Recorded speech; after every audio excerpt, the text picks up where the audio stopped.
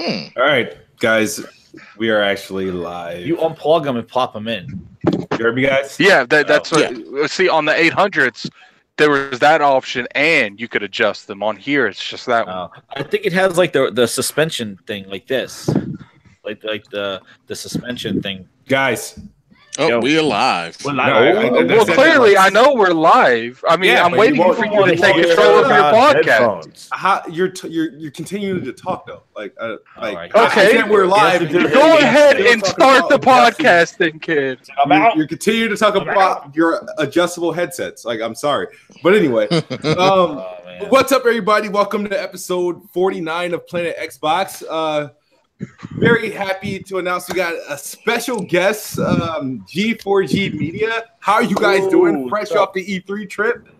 Please, Average Moxie, what's up? We are doing pretty good, man. Just happy to be here today. Excited to talk about E3 and all the games and pretty much everything that's going on right now. So, yeah, doing pretty good. How are you doing, Moxie? Great. I'm a little jealous because Avers actually got to go to E3 and I didn't, but it was a pretty good week and there's a lot to talk about. So thanks for having us. Excited to be here and let's do it. I definitely appreciate you guys showing up. I think I asked like a while ago, but definitely appreciate you guys coming. Average, you went to E3. I didn't go this year. I went last year. I mean, please tell me about it. How was it? How was the Microsoft Theater? You went to the Xbox conference or? Yes. Yeah, I was in the conference this time. The theater was crazy. It's weird watching it again.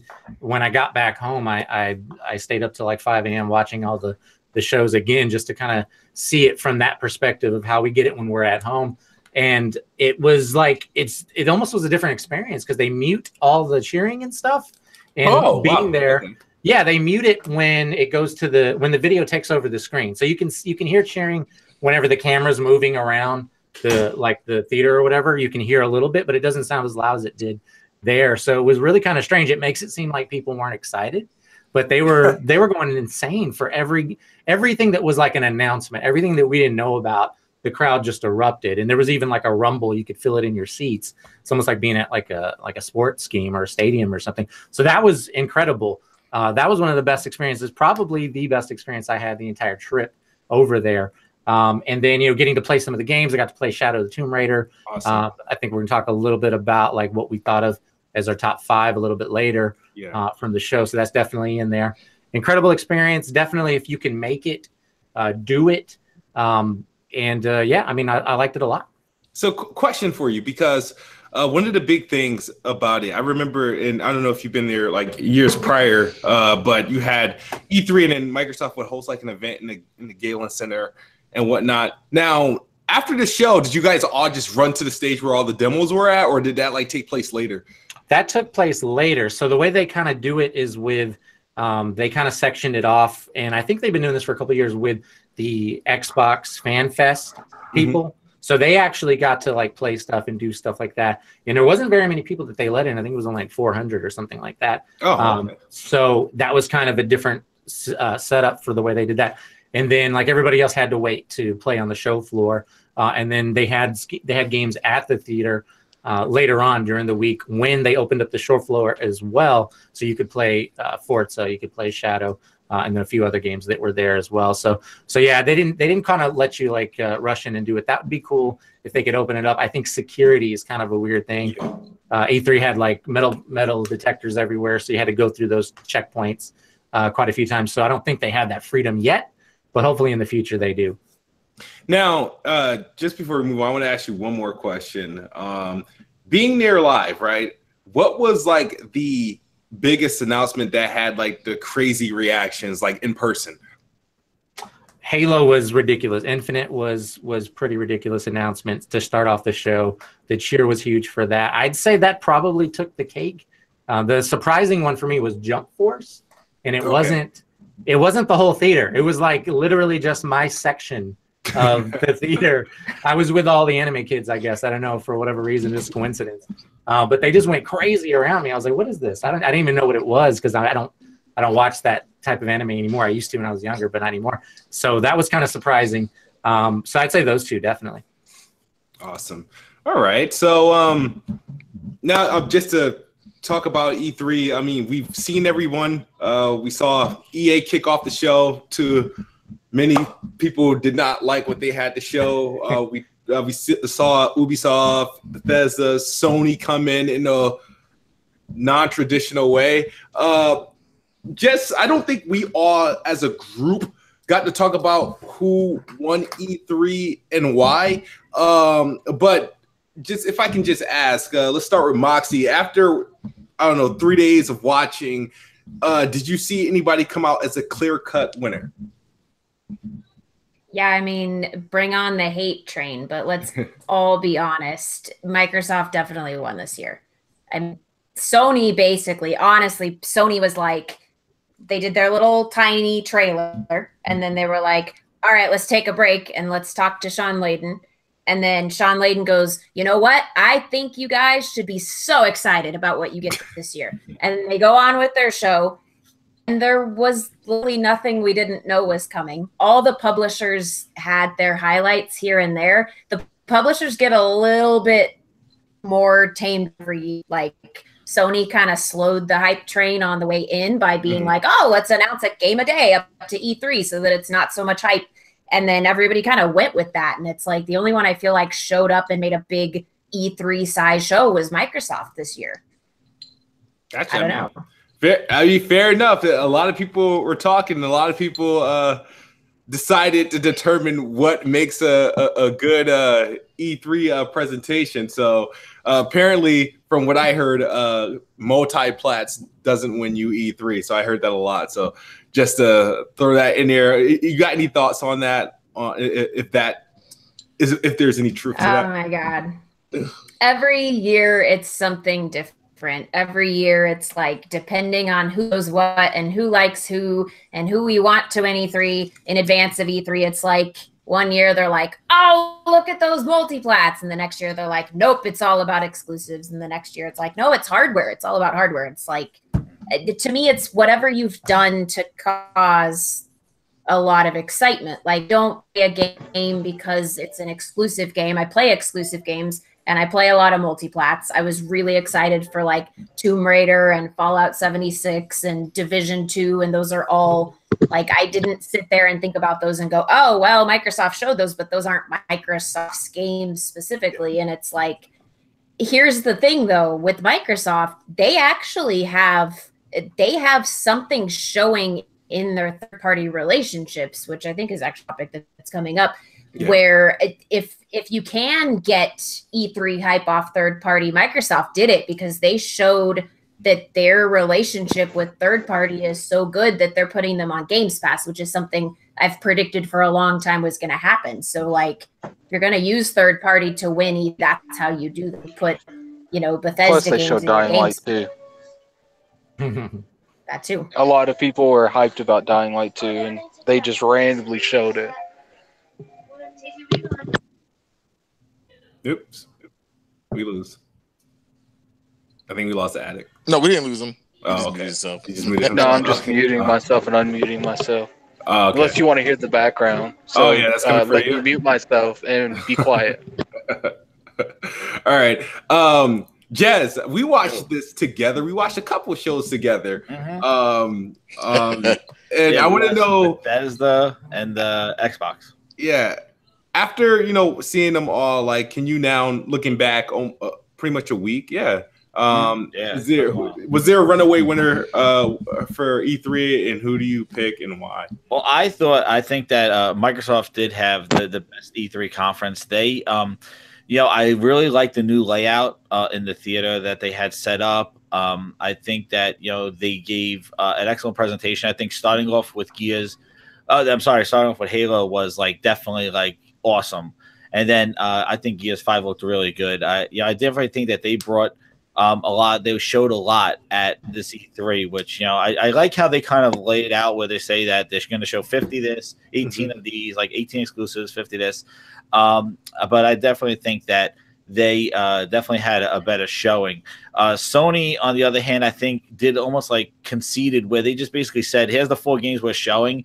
I was disappointed in that they didn't have release dates for that. I thought Sony could really kind of show that these games might be coming out soon. I think by leaving them open ended, it was like, yeah, those demos looked amazing, but they didn't. They could have capitalized on that by just showing release dates, which I thought that's what a deep dive included. I think that was a missed opportunity for them. They did have like the one exclusive of Neo 2. But otherwise, I think they just I think the problem is that Sony was just like, we're going to focus on these games. And then the multiplats are like, well, you know what? Microsoft wants to put us on that big stage. And also, too, I think also the positioning of Microsoft's conference gives them the advantage, especially for multiplats, because they're kind of open the show, and they always like open the show for E3, where that's kind of the first time where a lot of multiplats want to get the showcase of them. And I think Microsoft moving to Sunday is another case where they could get even a jump on E3, getting the news out there. So I think it's beneficial for them to show those trailers and world premieres on Microsoft stage, because also the timing of the show rather than at night on Monday, which really was Sony's timing for the Japanese news. Yeah. But I think Microsoft did an excellent show. E3 I think EA was they're just cringy with their EA Play stuff. Bethesda I thought had a great show. I wish they showed some more Starfield, that kind of gameplay. But Todd Howard has that crowd in his hands whenever he goes on stage. And then Ubisoft I thought was good too. I think it will go Microsoft, and then I would say Sony, because those demos looked like something else. Like they looked amazing, those gameplay demos. And then I would say Ubisoft. I thought Ubisoft had some cool showing. They chose them better. I had to go Sony then Bethesda. I mean Sony then Ubisoft. Yeah, that's what I'm saying. Bethesda. Like a lot of people sit there and they want to give Bethesda a lot of clout because they showed a bunch of good games, and it's like every game they had, like the big games, for a company that always comes out and they say, oh, when we announce games, it comes out that year. It's like that particular time, why did they break it? People are like, oh, because they wanted people to stop asking them questions. I'm like, okay, so you never announced games until they came out that year, but this particular 2 games that people really, really want to know of, you're going to say next gen, and Skyrim, the Elder Scrolls 6 comes out after the next game. It's like, I felt like, I understand why they did it, but I felt like that was a smack in my face more than an announcement. It's like, oh, you want Elder Scrolls 6? Oh, you can't get that for 6 years, but Fallout's coming out again this holiday. Yeah, I know. Addict, I had a thought though. I was thinking, do you think that he announced they showed Elder Scrolls 6 because a lot of people are speculating that they think Elder Scrolls' future is going to be the online one, and they never were going to make a new one? Is that why you think that he just kind of said, no, there's a next Elder Scrolls coming out? No. They've always hinted that there's an Elder Scrolls being made. They never came out openly and said it. But, they wouldn't end. Elder Scrolls 6, Elder Scrolls 5, I think everyone in this panel can agree. It's probably, one of the most... Yeah. I wouldn't say, regardless if you like that kind of gameplay or not, we can all agree that that was a fantastic game. Probably one of the best games ever made. They're not going to let that... Because I do feel like they got a lot of pull for Oblivion, but I feel like Skyrim is when Bethesda started taking off. But see, I don't know. I think they got that through the hype of Oblivion and Fallout 3. That's why you were hyped for Skyrim. That's why you were hyped for Fallout 4. We are hyped for Skyrim because there were dragons in it. Let's be real. I can tell. I personally, when I was speaking for we, I meant y'all. I'm never hyped for a Bethesda game. No, I'm not really a big fan of a lot of Bethesda games, even they publish. I'm a real big fan of Dishonored, but I hardcore. I can mess with Elder Scrolls all day long. Fallout 4 destroyed my trust in the brand. But I'm still a huge fan of Elder Scrolls. I always hear people say that about Fallout, but what didn't you like about 4 exactly? Yeah, I can't figure that out either. We don't have enough time for that conversation. I can literally make a whole podcast. No, it's not derailed. We really don't have time to talk about that. It's such an old game. Let's move on. Frog, coming out of E3, was there a runaway winner, and who was it? Well, there's some different. I guess I got some different takes on it. When I looked at E3 all over, I think as far as presentation, as far as a conference, Microsoft hands down had the best presentation, had the best pacing, had the best conference as far as overall presentation. They showed a lot of things that I didn't know were coming.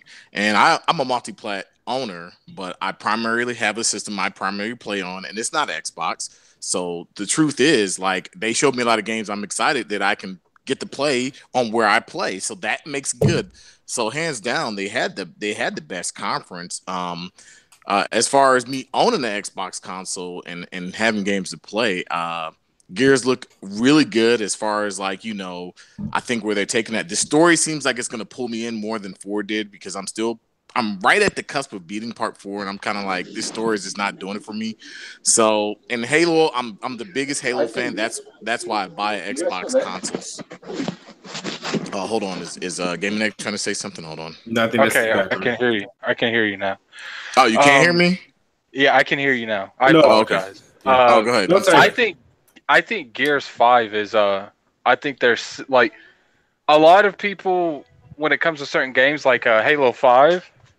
I feel like Halo 5 was originally supposed to be like, because there's always that weird position. Do you guys would agree? There's like between trilogies, there's always a weird transition because the last story is concluded and you're starting the new story. So like it's always weird to have that transition between those trilogies. Something like a spinoff or something? No, I'm talking about like, when you concluded Halo 3, and it's that weird transition between Halo 3 and Halo 4. Yeah, that's true. Like how Uncharted 3 was like Uncharted 4 I see what you're saying.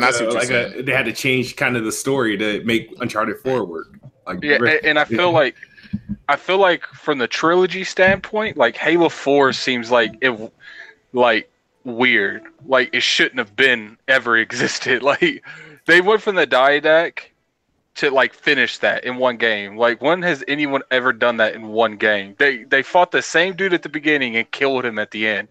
So like I feel like that was bad pacing, so they couldn't really tell his story too well. So that's why 5 was everywhere.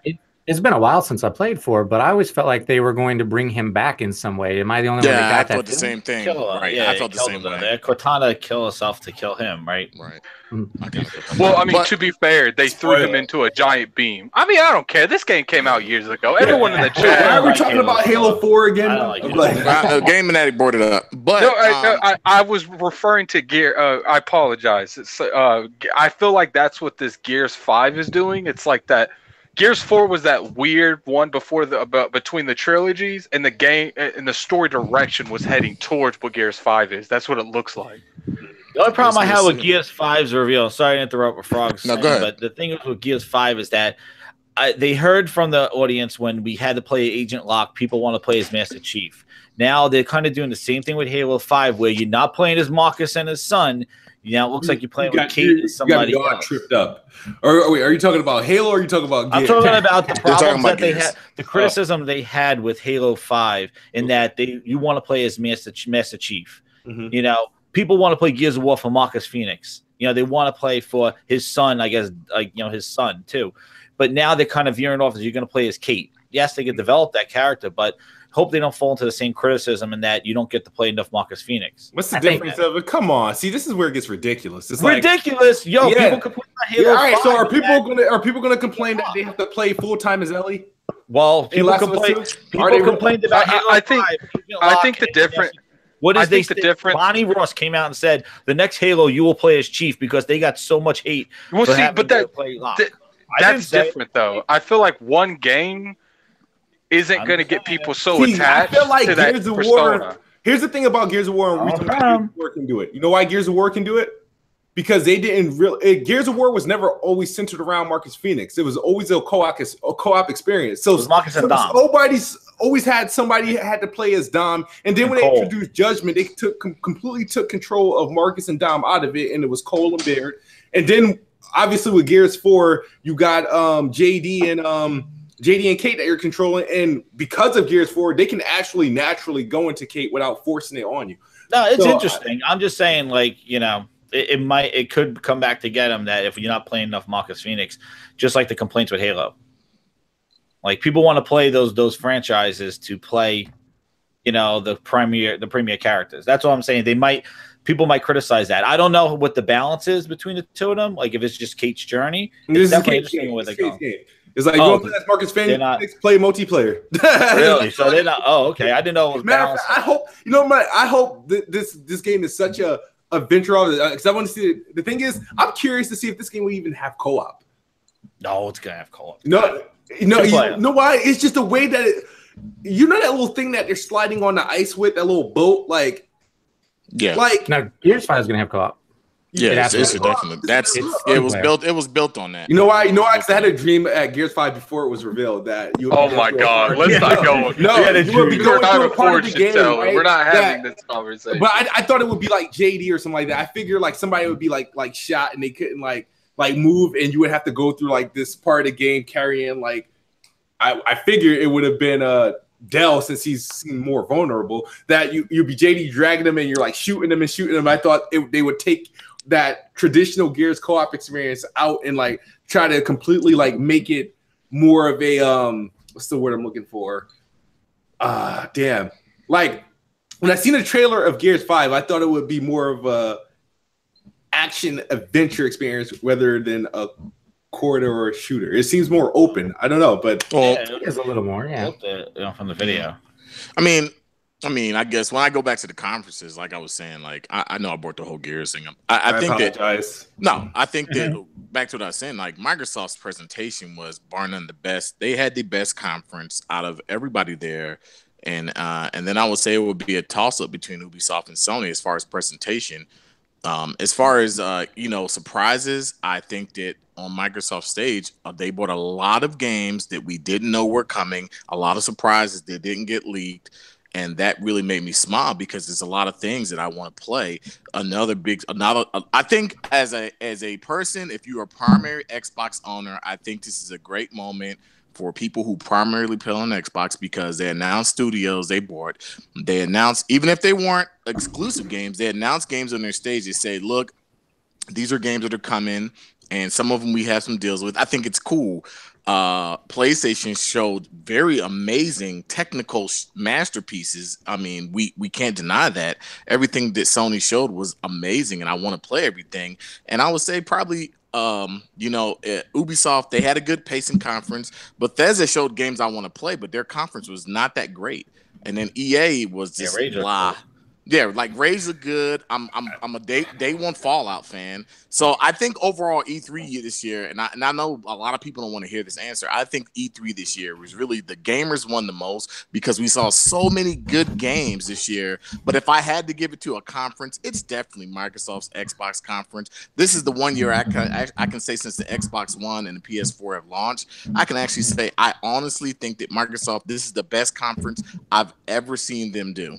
Since this generation started, this is the best conference, hands down. And even though they didn't show a lot of exclusives, that presentation, how they came on stage, it was very impressive. I'll give it to them. It was impressive. Watch them mess up the presentation next year. I doubt it. I doubt it. Avers, you were there. I mean, maybe this is like a little biased. You go to all conferences or. No, he is on Planet Xbox. So I wasn't able to get into all of them. You kind of had to register and sign up for some of those things like ahead of time. And I was still not 100% certain I was going to be making the trip. So the one thing I was able to get into was the briefing because of the way they did that raffle system. So it was a little easier. I think if those other companies want to make it that easy, they should do that type of thing. But they all seem to be, you guys tell me if I'm crazy, they all seem to be getting smaller every year. Like their venue is smaller. Like even Bethesda, when they showed the crowd, it was like some bleacher type. Yeah, it was a cool setup though. I totally agree. In the middle, and they have the two bleachers on the side. That was pretty cool. Yeah, but it did seem smaller. I agree with you. It feels to me like everybody is shrinking everything down. Sony's presentation. Look at their last year and the year before that. They had a bigger auditorium with a lot more seating. This time they went to a smaller venue again. Even though they switched and they transitioned, it was still smaller. Ultimately, they had space for their orchestra before. I think it was 2 E3s ago. 2 years ago, they had the orchestra, yeah. Yeah, so they're kind of like everybody's downscaling, which has me a little bit worried about where they're going with E3. At least most of those companies. So yeah, I mean, maybe I'm a little bit biased because I was there and I got to see it and got to experience all that.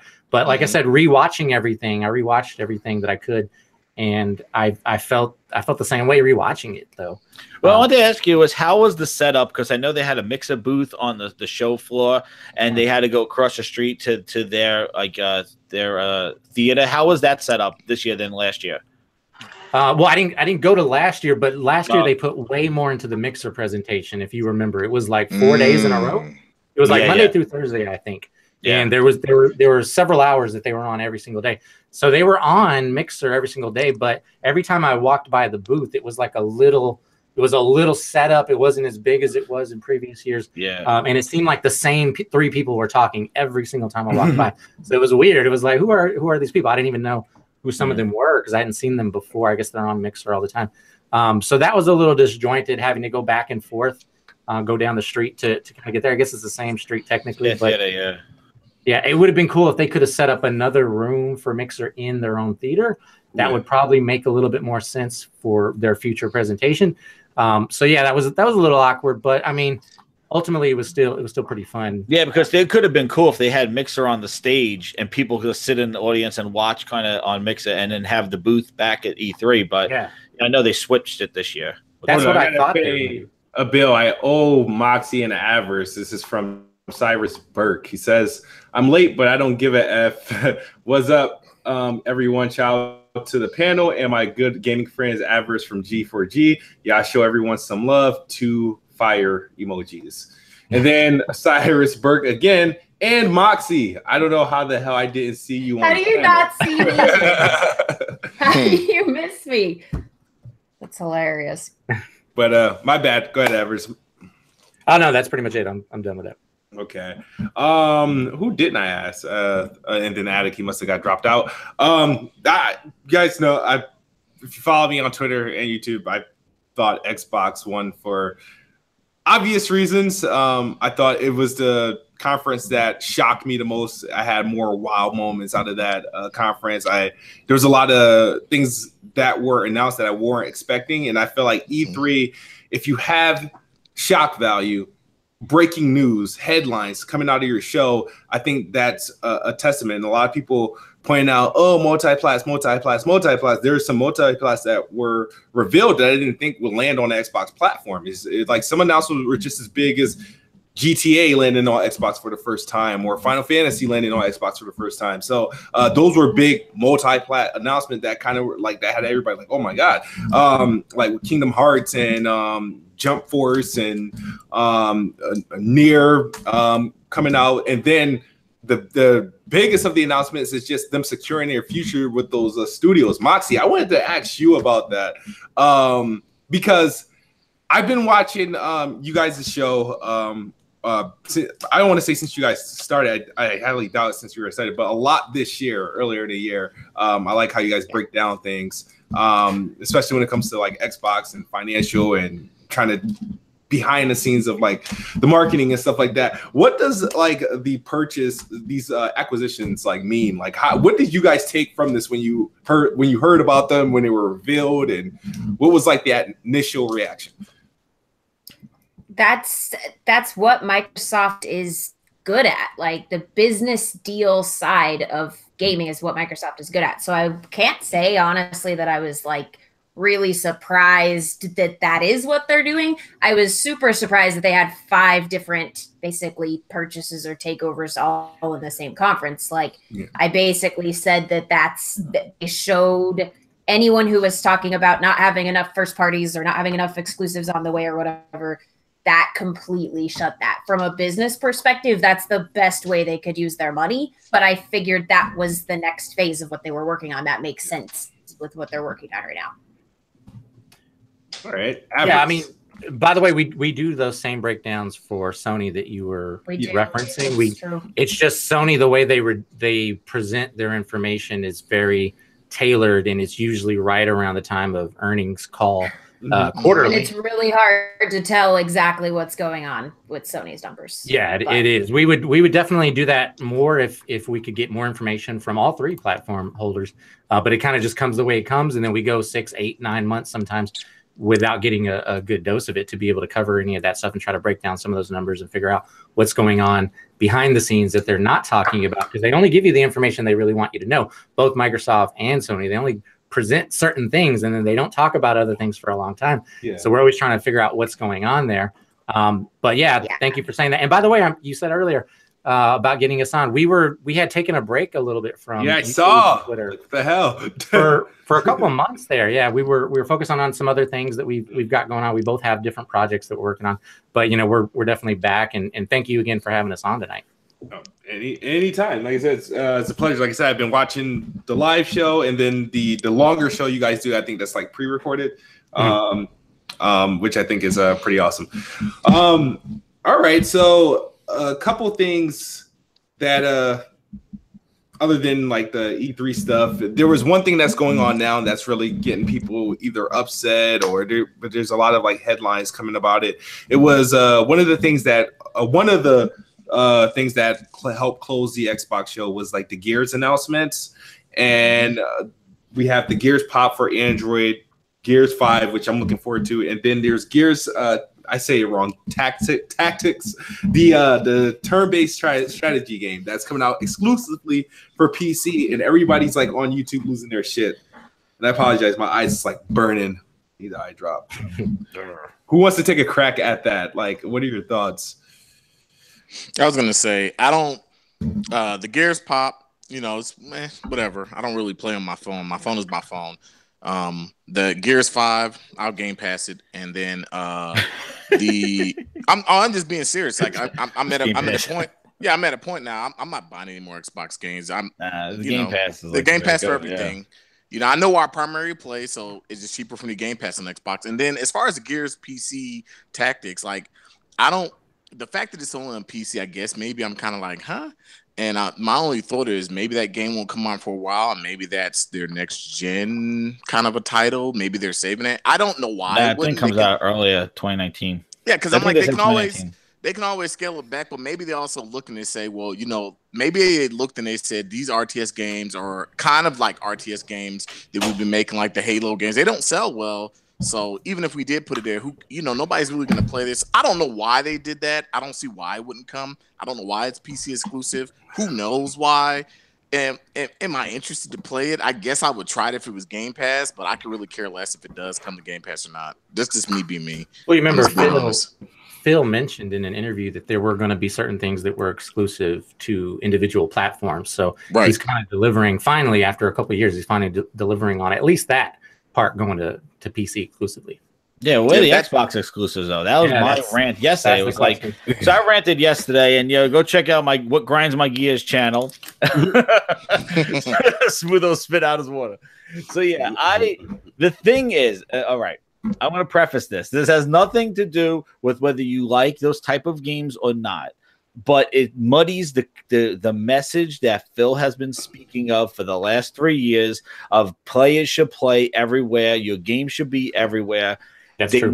The reason why they put the games on PC, their exclusives, is because they want more people to play their games.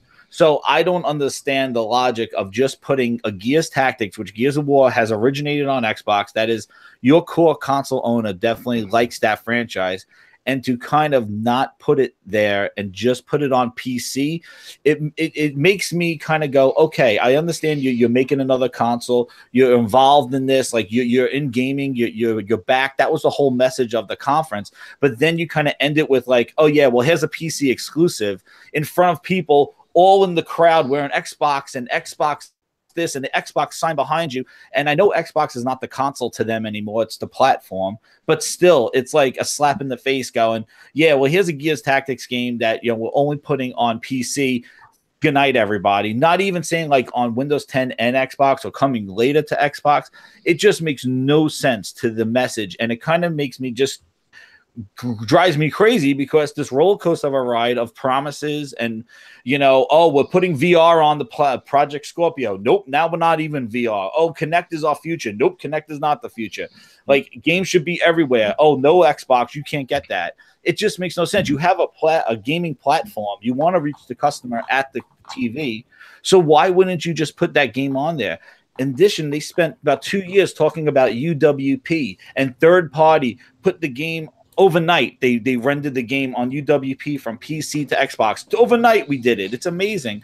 How can your first party studio not just port that game over there? It's not that the game's just announced. It's like like, I don't think the coalition's making that game by themselves, but it's like Ferguson announced it. If they are, it's their first. If it's a coalition making it by themselves, that's their first attempt at a turn-based strategy game that will do well on a PC.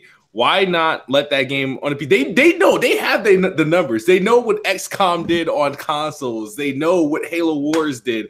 Like, but they know those games do best on PC. Sure, it could come to Xbox. I was hoping and praying that the next Gears game wasn't a spinoff of a turn-based or a real-time strategy game. I did not. I've been saying that in podcasts. And when they announced it, the only reason why you guys see me getting me upset during the live stream when we did the reaction was because I was like, no, it's true. A stupid-ass RTS game. Because I thought it was coming to Xbox. When they said it's for PC, I was like, And I'm like, all right, they got only one way to make this right. I said it. They got only one way to make this right. And they made it right. Gears 5. So after Gears 5, I didn't care about Gears Pop or Gears 7 because that was a good.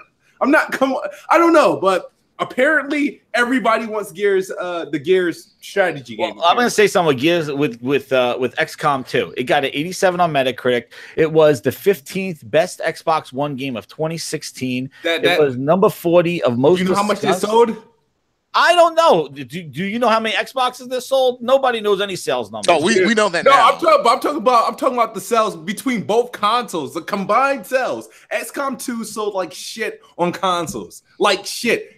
They ported it to consoles. First off, it came out of PC, but the thing is that it was up the top 15 game of 2016. For what? Metascore or sales? Sales. No, he's talking about it's in the top 15. Who got sales numbers? Tell me. Who got top 15 for sales? Top 15 for sales? Top 15 best rated Xbox. Best rated. That's not the best. But you're telling me that nobody's saying the game is bad. It's not for console. everyone. No one's saying the game is bad. It's just not a game. Guess what? Microsoft decided for you that you're not going to like the game because you're not going to play it on the console. No, the people Thank you, Microsoft, for making my decision. No, Microsoft did not make that decision for me. It was the people that made games in that genre that failed. I don't like them, so I don't care. But they're not making it for you. All right, they're not making it. Comes out and says everybody should play everywhere. Options. But we're not going to put this game on console. Like, it makes no sense. What happens if it lands on console like 6 months after? Will you be happy? Why wasn't it a timed exclusive? Why? Would you be happy? Because they want to put that game on the messaging. Listen. The problem. It's not here's the thing about Xbox, right? Any game that's an Xbox game, like Gears of War 5, do you look at that as a PC game or an Xbox game? It's both now. No, but do you look at it? The general public, when they see Gears of War 5, are they looking at it as a PC game or an Xbox game? It's an Xbox game, so why is it on PC then? But why is it on PC? If Halo Wars, listen, if Halo Wars 2 was a PC game, it probably would have sold better. It probably would have done better. It's a PC game. No, but the thing is, it's an Xbox game. It happened to be on PC as well through Play Anywhere. But if it was advertised as a PC experience, it probably would have done better. And the reason why it didn't do as good on Xbox because it's not a game Xbox players would really would go to. Sure, they were fooled with the first Halo Wars because it was something new. Nobody knew what it was. It just had Halo. Halo was in the middle of its prime. So they threw an RTS out there. It sold a lot, but I highly doubt the retention didn't stay. So, I mean, there you have it. I mean, I could be wrong, but I'm saying it could, sure, let it get its legs as a PC game. And then from there on, maybe they could tease it over on Xbox. Why would you not put it on your gaming console? It's about options, right? Phil, why you want keyboard and mouse? Oh, why isn't Gears Pop on Xbox? And why isn't Gears Pop on Xbox? That's another. Why isn't it? Really, you want that shit? Oh my! I'm not saying I want it, but it muddies the message of games everywhere. They're putting their games everywhere, but they're not putting it on their own console. Same thing every other publisher does. Sony has had games on PC, and Nintendo has game on mobile. They're still exclusive. Yeah, but you still get your Mario, you still get your Odyssey coming out. And then why is it that Microsoft is the only? But that is a mobile game made for touchscreens. Why is Microsoft the only publisher that can't is a mobile game made for PC and mobile? Why are you the only publishers that can't do that? This is what I see. Mario Jump is a mobile game for touchscreens. I'm gonna tell you like this. It's a tactical game made for console and for PC. No, it's not made for consoles. Obviously, it's not made for console. Why? It makes no sense. Smooth Jazz. This is how I see it. Like Gears itself is known for Xbox, but the RTS genre is known more for PC. So I see what he's saying. My personal thing is like, yeah, they could have put Halo Wars and advertised as a PC game, but people know Halo. You put the word Halo out there. It's known as Xbox. It's signed with Xbox.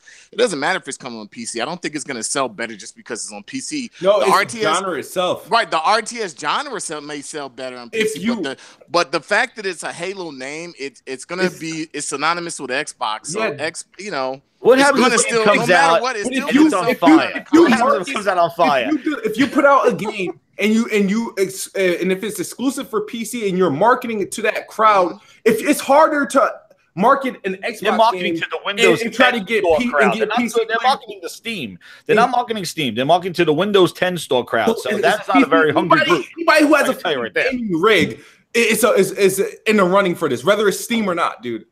Like people don't really buy stuff. If you have Steam, one, chances are you have a Windows 10 computer. So the store is pre-built into your damn computer, and you probably have Steam anyway. So it doesn't matter which platform you're on. You have access to the game. Oh, it's the fact that XCOM sold over 100,000 on Xbox One.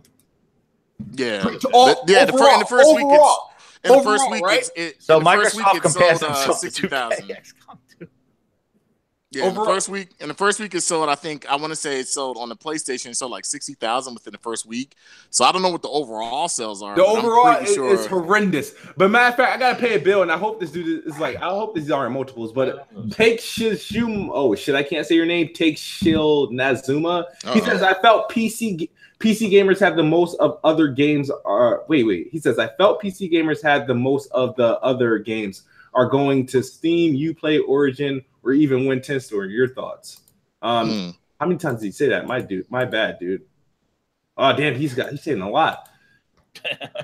People got to realize that when consoles invest in hardware and the OS, they want to reach the Win 10 PC. Not everything is made for consoles. I agree.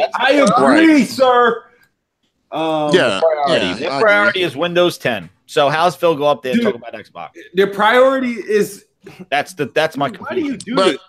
Why do I do this? I'm not doing it. He's doing it. But Smooth, Jazz, you guys also got to think about something like when I'm not doing it. XCOM 2 was petitioned to come to the console. It was big on PC. But it's Gears of War, man. Anything Gears of War, they got Gears of War cogs this, cog that is a marketable brand. Right, so it's a marketable brand, and people associated with Xbox fashion, okay, with boss battles, story driven. He said everything. This is a full fledged. This is a pretty big game. Nobody. It's a game. It's a game for the PC. All right, a game for the PC. Well, I'll tell you how it is then. I can buy. I'm just not going to because it's not a game. It's not a game. I'll tell you how it is then, and I hope it's fire, and I hope everybody sitting there with their $500 fucking brick could stare at their TV. Even on my $1,600 brick. Well, you got both. Congratulations, but not everybody has both. People got an Xbox X sitting there just waiting for games, and now it can stay there. Have you not seen the game? Dude, have a great time. You know, there's a game that's a whole other conversation. Enjoy. That's a whole other conversation. I hope it's fire. I hope it's all right, sir. Guess what? This is the best game ever. Jez, are you aware that when it was rumored that Xbox would have 3 Gears of War games announced, people were laughing at the fact of an RTS spinoff and the fact that there would be 3 Gears of War games for the Xbox, right? Yeah, what's funny is that the game is not even coming to Xbox, which is even a bigger kick in the nuts. If it was going to Xbox, it still would have been bad anyway, right? That was the people were laughing at the idea that it was getting 3 Gears games. And Forza was making a kart game too. The Xbox is not getting that either because that's an Xbox PC exclusive. No, that's it's not because it's not a real. The thing is that we get excited about these studio purchases. What happens if they go to the collective and go, you know what? Go make a game for the phone and PC right now. Oh my God! Who knows? Who knows anymore? You don't know. You don't know what they're going to do with these studios. You don't know what the kind of games they're making. Don't. Before we move on, I'm just going to say this: it's okay for everyone else to produce for the PC and mobile, except for Microsoft. Correct? No, they can, man. But no, they can't. The next game they announce for PC or mobile, they're going to get hammered for it. But let Nintendo, Sony, or anybody else do it. It's fine. Only Microsoft are not the only ones that can do that. They get hit. Wait. Microsoft is the only one that's putting their games everywhere. Let's forget Microsoft created what, Windows? Let's forget that most of the games are being played on Windows. Like, I mean, I just don't get it. Like, but why do you? I don't get it. Why is it not on Xbox? I don't care that it's not on Xbox. I'm not asking if you care. I'm saying why do you? All right, Jess. Right, I you didn't buy an this. Xbox One. No. I gotta ask this to Jess because Jess he's holding out on buying the Xbox One X for what? The lack of exclusive, right? So if Gears Tactic is because they make no. Answer this question, sir. If Gears Tactic was announced for Xbox, right? Would you buy an Xbox One X? Yeah, if they had exclusive, you would have bought an Xbox One X for Gears Tactic. You tell me when they come out with a console Xbox exclusive that is not a game preview game, then they're going to make games for the console because they have not come out with a console exclusive game that hasn't been in preview at all. Sea of Thieves, State of Decay 2.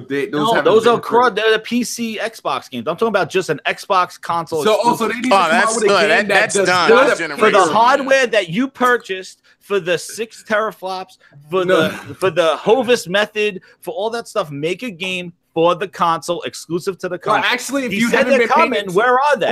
Where are they? What are you talking about? The game, there's plenty of games taking advantage of it. I mean, what game is coming out just for the console? Not a game preview. Oh my God! All right. So you're not in the market for an Xbox anymore. You're paying for $500 for a controlled environment of a console. They are not making games specifically for that console. They're making them for PC and porting them over to the Xbox X. Oh my God! But he said there were going to be Windows PC exclusives and Xbox exclusives. That's true. Where are the Xbox exclusives? Where are they? Yeah, was the closest we got to an Xbox exclusive, console exclusive, and that game was in preview. Where is the Xbox console exclusive? You're telling me you're coming out with another console, Project Scarlet. Okay, there's another one. Nice segue, Jez. There you go. That's why I'm here. You're coming out with a next console, but you're not going to make games specifically for that console. Are you just going to port them over? Because oh my God, man. Well, let's go into the segue. All their messaging. Let's go to the segue because I think the segue should be an interesting conversation. All right, is it too soon to start talking about Project Scarlet? Yes. Yeah, definitely is. Yes, and I'm gonna tell you why. And the reason I say this is for people who bought an Xbox One X, and let's just say we're just going on for rumors. That's rumors. Let's just say they release this thing next year, or the beginning of 2020. If they release this thing next year, that you just told your Xbox One X owners is, we gave you a console, and a year later, well, basically, in 2 years, we're going to release this other console, but we really haven't gave you anything software-wise to really push the hardware we gave you that was $500, and we got our new console. So I do think it's too soon. For me as a consumer, I don't plan on investing going further in anything as far as Xbox. I think because, and I've said this before, I'm not a Microsoft fan, but I love Xbox. I think the branding is really cool. But I think this generation, that what's happened with the Xbox, it's more Microsoft than it is Xbox. It's more the company worrying about putting Microsoft in everything and not worrying about being a game console, which made them so good last generation. So it is too soon to release a console, to even really talk about it. I think it was kind of cool that Phil did that. It's kind of giving hope to those people who are saying, hey, we want to upgrade from our S or my day. Like, I got a day one Xbox. So that's cool, but I do think it's too soon. But I think it is kind of a slap in the face. I don't think it's a slap in the face. Well, the reason they didn't formally announce it. They just said they're working on future what Xbox I'm saying consoles. Is, if you got an X and they announce this thing in E3 next year and say it's coming at holiday, it's kind of like, oh, I just bought a $500 box, and what software did I get within the 2 years? It really showed me what this box can do.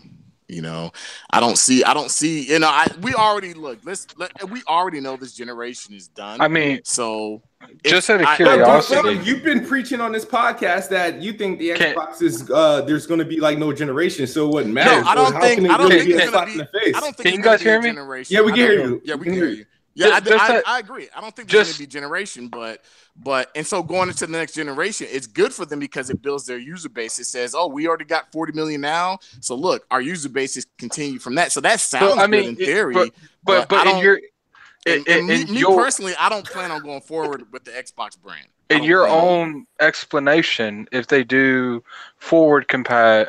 Then it doesn't matter. Like, how is that a slap in the face when they're leaving no one behind? No, if they do that, I think that's good. But that's just what we're speculating on. I speculate that's what they're going to do, and I think that will be good. I think that their future console, whatever games come out, will be able to play. That's good. But me personally, like, I'm not interested in it. I don't have no interest in it. Well, you can't. They haven't announced it yet. I mean, but that's the thing. I have no interest going forward in anything Xbox. I just Game Pass everything on my day one Xbox. If this is announced, look. Are you going to let me talk? You just going to keep saying look every 5 seconds. I've been letting you talk for 5 minutes. Hold on. Addict, you weren't even here. You weren't even here. You cut me off. Calm down. No, I've been listening. I listened to you and Jez argue for 15 minutes over the same thing. That's called good TV. Good TV. That was Jez and Smooth. I wasn't even talking. Nobody was talking. You realize we have guests, right? I haven't heard this. Is what I'll say. This is what I'll say. This is what I'll say, and I'll let you go on. What I'll say is this. When we said that Xbox had this great conference, presentation was great, right? But my true feeling inside of me as a fan of gaming is like, yeah, you showed me great presentation, you showed me this, but you still didn't convince me to go play on your platform as this primary. I don't have a reason to go there because you didn't give me anything that's only on your console. So that's me being the truth guy, right? But I own all platforms, but I prefer still to play. Hold on. I prefer still to play in one place because I know what's coming. I know what looks good. Going forward, I'm just waiting on their next console leap. So I don't want to wait on that. I don't care about that. When I got games in 2 years that'll be coming on my PS4 that I'm so like me going forward, I just don't have a wish and desire to go forward with the Xbox. I did it with 360. I don't plan on doing it this generation. This generation is done. There's a clear victor, and then you know, my heart is like how I play the games is like it doesn't matter if I can play all my games where my friends are. All my games are on PlayStation. That's the truth be told. I don't want to. You can't. Okay. There's no way you're gonna make. Jesus, is this dude ever gonna stop? Hold on. There's no way you can make a person switch your whole brand of lines or whatever, right? No one's even arguing about it. There's no way to sell me a $500 box. There's no way you can sell anybody that when you don't have the software. Bro, they already sold you a $500 box. I'm talking about the $500 box. You bought it already. About the X. No, I don't have an Xbox. You talking about the original Xbox? Yeah. No, I'm talking the original Xbox. Well, you bought the day one. It was the $500. Yeah, I bought that one. That was but he also bought an Xbox One X. Don't forget, he bought the Xbox One X. And I bought an Xbox One X. Look, at the end of the day, are they showing anything magnificent that you want to go out exclusive wise? No. No, hell no. But as far as I remember, kid, what's the one thing the hardcore thing they've been pushing for the X? I don't even have an X, but what's the hardcore thing that comes out of Phil Spencer's mouth every time you see that dude? What's the thing he says the most about the X? Games play best on the Xbox. That is the marketing tool behind it. And that doesn't work with me because I know it's a lie. And they play worse on the X. It's like we have this conversation. I mean, I don't understand. Like, what is it lying? How is it lying though? Like, Like we're not gonna get this conversation. No. Let him. No. We're not getting this conversation. You don't want this conversation. No. Why? Don't make me sound like get these hands. Get these hands. Look, don't make me get this conversation. He eliminates the X option and brings it down to PlayStation based and Xbox based. That's how he says it doesn't work. Look, at the end of the day, the way you were describing it, the thing that's keeping you on PlayStation is your friends. True or false? Yes, and that's what kept me on 360 was my friends. Where did my friends go to PlayStation? So Xbox could have fire ass games next gen. You're not switching because it's your friends. I'm sorry. That's not gonna happen. It's not gonna happen. Like, listen, who's gonna fall out of his chair? Addict, you answer the question now with Scarlet. Look, you announcing a couple of studios being bought at your E3 is cool, but Sony is let's just put it like this. Anybody is a friggin' moron if you think that Sony's gonna sit there and let Microsoft take back over. This is their fourth console. They've won. This is their fourth console out of all the generations. I'm just confused. Like, I have no clue how we went down this again. I don't know. Because we weren't even talking about competition. We're talking about games, and now you go about competition. How does that have anything to do with PlayStation? Microsoft does not. They do not have the market or mind share. Let's not be stupid. Why are we acting like this? Last year they didn't have enough studios. Now they don't have the market or mind share. So now they have the studios. The league, no one's fanboys coming out. Why are we? So you need market share or mind share. You need those to invest money into something to make games. Is that what you're saying? Hold on. That's exactly what you're saying. Can you guys shut the fuck up, please? No, go ahead, man. Please, all right. Go ahead. Please. I gotta remember to bleep that out. All right. It's too late. Adverse. Is it too soon to start talking about Project Scarlet? Yeah, it's definitely too soon. And in particular, like, I was trying to find out some information from people I know, and I'm not certain it's even called Scarlet. I don't know if they're even to a point to where they actually have a you know how we refer to Project Scorpio he didn't call it Scarlet. Well, when I talked, talked, me and Lord Cognito, we actually talked to last year at E3. It was actually Bill. It was the person that was designing the X, and he said that the X had like 8 names. The last code name, because they always change the code names to get to keep people surprised on what they're actually developing on. If you switch product code names every couple months, people don't know what you're talking about. They think it's 8 different products and not just one. Yeah, well, they actually are working on multiple products as well, though.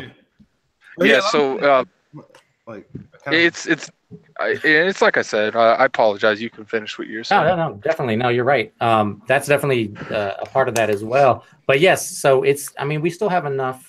We still have another 2.5 to 3 years before this thing is going to be here. So in the simple terms, it is a little too early to talk about that. They've still got stuff that they're working on for this generation.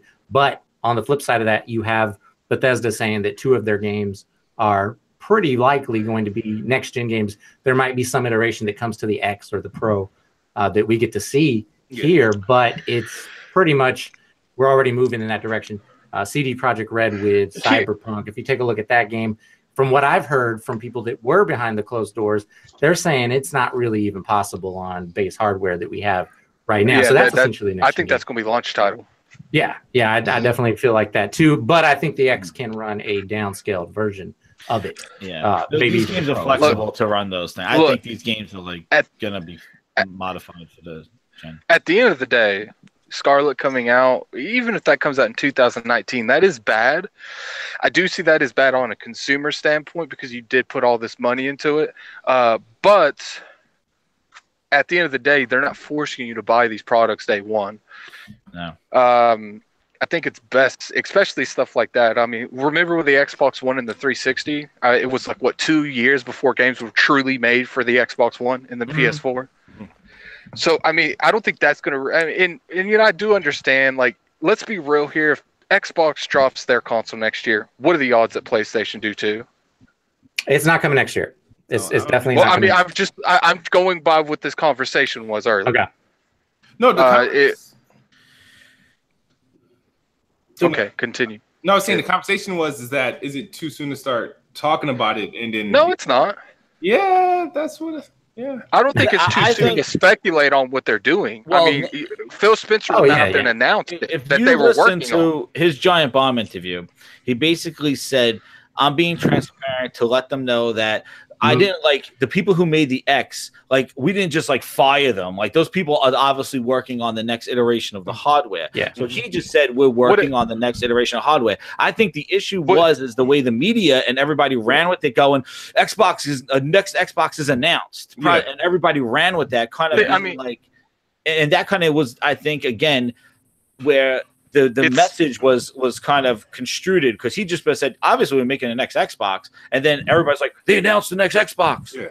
And that's kind of the craziness that happened. You look at it from a standpoint like Bethesda. Bethesda announced that game is probably Elder Scrolls 6. They said that's coming after Starfield. Yeah. So that game's probably anywhere from 3 to 5 years away. Yeah. They didn't need to announce that, but they did. I think the main reason Microsoft did, and they didn't announce anything. They just said that it's under development. Well, it depends on the developer, though. The next console, yeah. Because if you look at the Coalition, they put out 2 games in 2.5 years when they switched from Black Tusk to the Coalition. So it's definitely possible to get a game out in 3 years. It just depends on who's working on it, how much experience they have. You have a lot of veterans there, and how many people they have working on these games as well. So, yeah, and I mean, we'll see. Like, I think the biggest thing that people are taking away from it is can we all agree that the narrative there for a while was that Microsoft was getting out of the console industry in general? Had to say it. Yeah. Definitely. I feel like this conference was dedicated to all the negativity that they've got. That they were leaving the orientated, the non they don't have enough studios to provide the exclusives they need. They got that, and then at the end they're like, look, we're not leaving the console industry. We're 100% in it. We have one under development. Next year they'll probably announce it, and the year after that it will come out. You're absolutely right. And he had to address that because there was a lot of speculation that they were just going to go to PC and not make any more consoles, or like you're just going to stream, even though they're not going to make them anymore. And there's a good chance it doesn't even get announced next year at E3. They might do its own event in 2020. For the holiday, like they did with the X. But my whole thing, I got to put my spin on it. You can make as many consoles as you want, but you best be supporting those consoles. That's my thing. You can make 3 and 4 Xboxes, that's fine. But if you're not, they got 11 studios now. Yeah, I hope they make games for the console. They're going to be console exclusive, is what you mean, right? They're console exclusive. I agree. They're not making console exclusives anymore. You need to be. I know, man. I know. Well, then why you bring it up every week? They're not doing that anymore. I want to ask you something. Like, how do you sell a console of hardware specs when you know there's no games being made for that specific device? The whole existence of a console is that it's an enclosed system that is the dedicated platform for gaming. So how, when you don't have dedicated games for that platform, how do you plan on selling it? Can one of the guests answer that, please? Can one of the guests answer that, please? I want to read them into it. Wait, say it one more time. Sorry. The existence of a console is a closed environment system that you make gaming for, right? Games for. How do you sell a next iteration of a console when you do not make specific games for that console? Like the Hovis method, the DirectX 12 baked into the chip they were all chewing on last year. Those games are not being made specifically for that device. And I don't want us as an Xbox podcast, but we had to talk God of War, the way it looks, it's made for a closed environment. Seamus Blackley came out and said he had to propose back in the original Xbox why we need a dedicated platform is because it's a closed system that does not have all the variability of a PC. So it's a closed environment for developers to maximize the potential of it. So how do you sell a console in the future when that's not happening? Now, there's the question. Well, they're doing it. We don't get numbers on the X or what it's really doing, but we did hear from Matt Piscatella a little bit earlier in the year. Recently, he came out and said the PS4 is #1 selling console for this year so far, 2018. But at one point in time, he posted this on Twitter in a thread. He said that the X combined with the other Xbox sales gives Microsoft greater revenue numbers than what Sony has done at that point in time this year. So that means that the X was actually selling pretty well. I think that was up till God of War. That's revenue-wise, not unit-wise, just revenue-wise. Right. But that says something about the way those things work. So people do want power. They do want to buy basically a gaming PC built into a tiny little box that has, like you mentioned, the Hovis method with all that stuff. Yeah. And that's gonna continue. There's gonna be people that are a little more hardcore. Look, whoever's buying 4K TVs, whoever's been buying them over these last 4 years, we're kind of the people that are gonna buy that X type console. Mm-hmm. So, but you're right, they do need something exclusive. Phil did say, I agree, he was gonna bring that stuff. So we need to see something. Mm-hmm. Yeah, we need to see it, especially if you're gonna come out with new hardware. Like you're gonna have to eventually make something for that hardware. Eventually, absolutely. Yeah, I missed the whole Gears thing. Like, I think it is kind of a smack in the face that if you listen to how Rob Ferguson announced the games, and I agree with Kit, I do think that an RTS would sell better if it was solely on a PC, regardless. And I play XCOM. I play these strategy games probably more than anyone on the panel besides maybe the guests.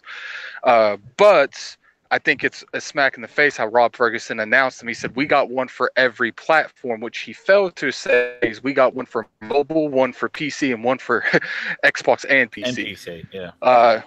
So, wait, did he they kind of made... Gears 5 is coming to PC? Oh, yeah, it's coming. It showed it on the actual screen, Windows 10 and PC, and Xbox. Gears 4 did. I do feel like... Halo Infinite. I do feel like that is kind of smack in the face how they promoted that, because that's how they announced it. We have one for every platform. They have one for mobile. They have one for PC, and the one that was supposed to be just for Xbox is on Windows 10. They don't expect Gears 5 numbers to be all that great on PC. Well, at Gears 4. Just looking at Gears 4. See, at the end of the day, you use that same logic with XCOM. If it's not selling, why are they doing it? Well, because of the how they built, because Gears 5 is technically one license. And I completely understand that. But if Gears 4 didn't sell like that, it's like the logic that you used for XCOM. XCOM didn't sell on consoles, that's why they're putting a PC. Well, if Gears 4 didn't sell on Windows 10, why is Gears 5 going on Windows 10? I think it did sell.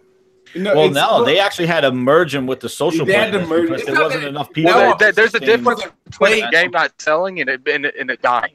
Well, no, it didn't die, but there wasn't enough people. I think. Have any of you guys played Gears 4 on PC? Has anyone done that? Here? That's how I play. Yeah. Yeah, I don't like playing on PC, but I play on consoles. Do you play with a controller or a controller?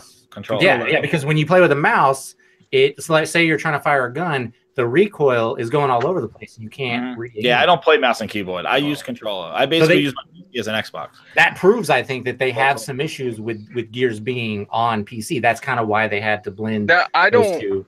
They had to blend them in the social list. I know they had to do that, and also they had to refund people with Call of Duty in Windows 10 Store because not a lot of people bought it on there. They couldn't find games, so they refunded everybody that game. So it's really, Windows.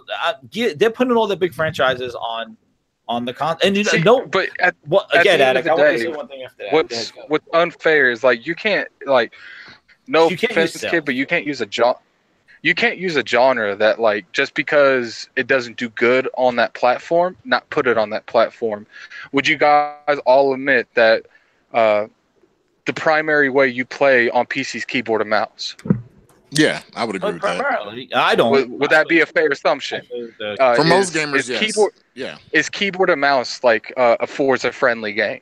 But that's the beauty of the UWP and Windows 10. That's my point. It maps it right to your controller. Forza Forza isn't like a game that you can go in there straight for keyboard and mouse. Most people that play it on PC is going to get a controller or a wheel. So or a wheel. So I do feel like them not putting tactics on Xbox is something that they need to do. It just regardless how it is, the game could go out there and blow, completely be a failure. But you can't have exclusive games on Xbox. This doesn't work that way. I do want to point out that they never announced Halo coming out for PC. Just want to. Master Chief Infinite. It's not fixed yet, Addict. We're gonna hold it. We're gonna wait. It's not fixed yet. They could have at any point. Could have easily announced it though. Oh, Addict was waiting for that. We were both waiting for that PC show to see if they announce it for Master Chief on PC. Well, they could have put Halo 5 officially on PC now that they have an X version that's upgraded with upgraded assets. They have. Well, they got that Forge mode right now. That needs to step. Like, if they wanted to do that direction, they need to stop trying. I think the reason their Windows 10 isn't going, because let's be real here, what sells on PC is MOBAs. Games like dungeon crawlers. What's another good thing that does really good on PC? What's some games that do really good on PC, or is it mainly just MOBAs? I feel like RTSs, like they need to start. I just think anything that goes in Steam would be successful. That's why Cuphead, I think, did so great. Well, it's not that Steam. I think by Steam, they just need to fix. They need to make that more integration friendly, look better on a PC. I don't know if Steam is like the marquee place to go since all the big publishers are leaving. So. Well, the issue with Steam is that they can't see with Windows 10. They can lock the files and stuff behind the WinWP that you can't access them and mod them, so they're protected. They'll give you kind of a console experience on your PC, where if you put them on Steam, you can go right into the directory and start like deleting shit. And they don't probably want to do that. They want to put a console experience on the PC like that. And I'm gonna tell you, it works. Like that's how I've been playing. And the thing is that even Halo Wars, like they made Halo Wars, Creative Assembly made Halo Wars the best controller-based RTS. So like if it works with both keyboard and mouse and controller, like there's no reason why that game should not be on Xbox. There's no reason why the system does. There isn't, but at the end of the day, I do think it will come to it. Just depends on how the opening sales come on, but I do think MMOs, MOBAs, dungeon crawler games, things like that do really well on PC. Like, would you guys consider Overwatch like a generic MOBA? Well, it's not even really. No, it's a hero-based shooter. Those kind of games do well on PC. Halo games and stuff like that don't. I feel like they're trying to use the console market direction on PC, and it's not working out for them. It's just not. That's why they're trying.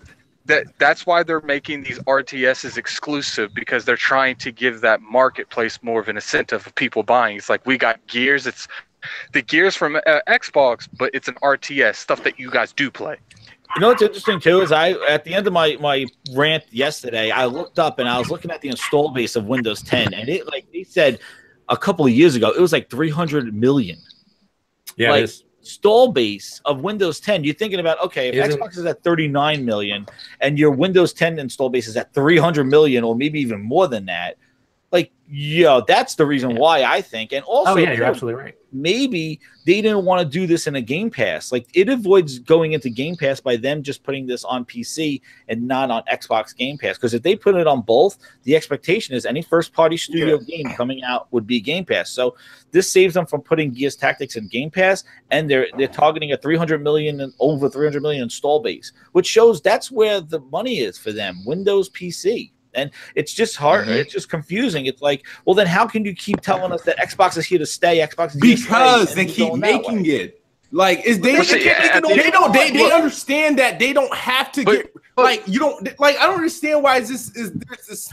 At the end of the, you are the best bot. How do you not understand? Because at the end of the day. Okay, go ahead. At the end of the day, there is a PC gamer and a console gamer. There's a large majority of people that will never go to PC and vice versa.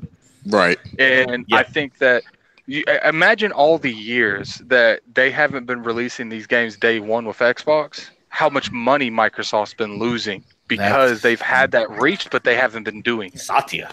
It's my boy. That's him. And if you want my honest opinion, I think this is the reason. This is one of the main reasons that Phil Spencer was able to open up that, get that checkbook. Yes, exactly. His dog is going crazy. He had to repackage that, man. Yep, he had to repackage it. That's what he did. So the other topic we had. Moxie. Moxie didn't. What is it? Do you think it's too soon to start talking about and speculating on the next Xbox?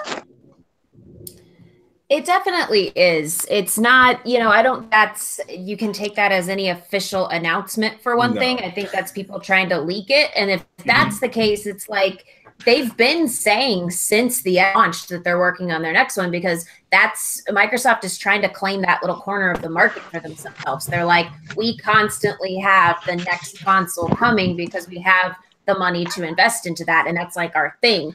And then remember that with Microsoft, they make all their games back compat now. Like that there's less of a threat of the fan base being mad that there's a new console, because there's those of us that'll buy everything new that comes out. And we know we're gonna get completely screwed over if we keep the console that's from right before that, especially if they start launching in a couple years, because all the games will be universal, all of them. So I think Microsoft is just trying to take that corner of the market and be like, we constantly have the next project going. Because I mean, Sony is not talking about that at all. Like there's no sign of PS5 right now. It's just not coming. So it's, I think that's, they're trying to take that from them. Like Microsoft is going to take that.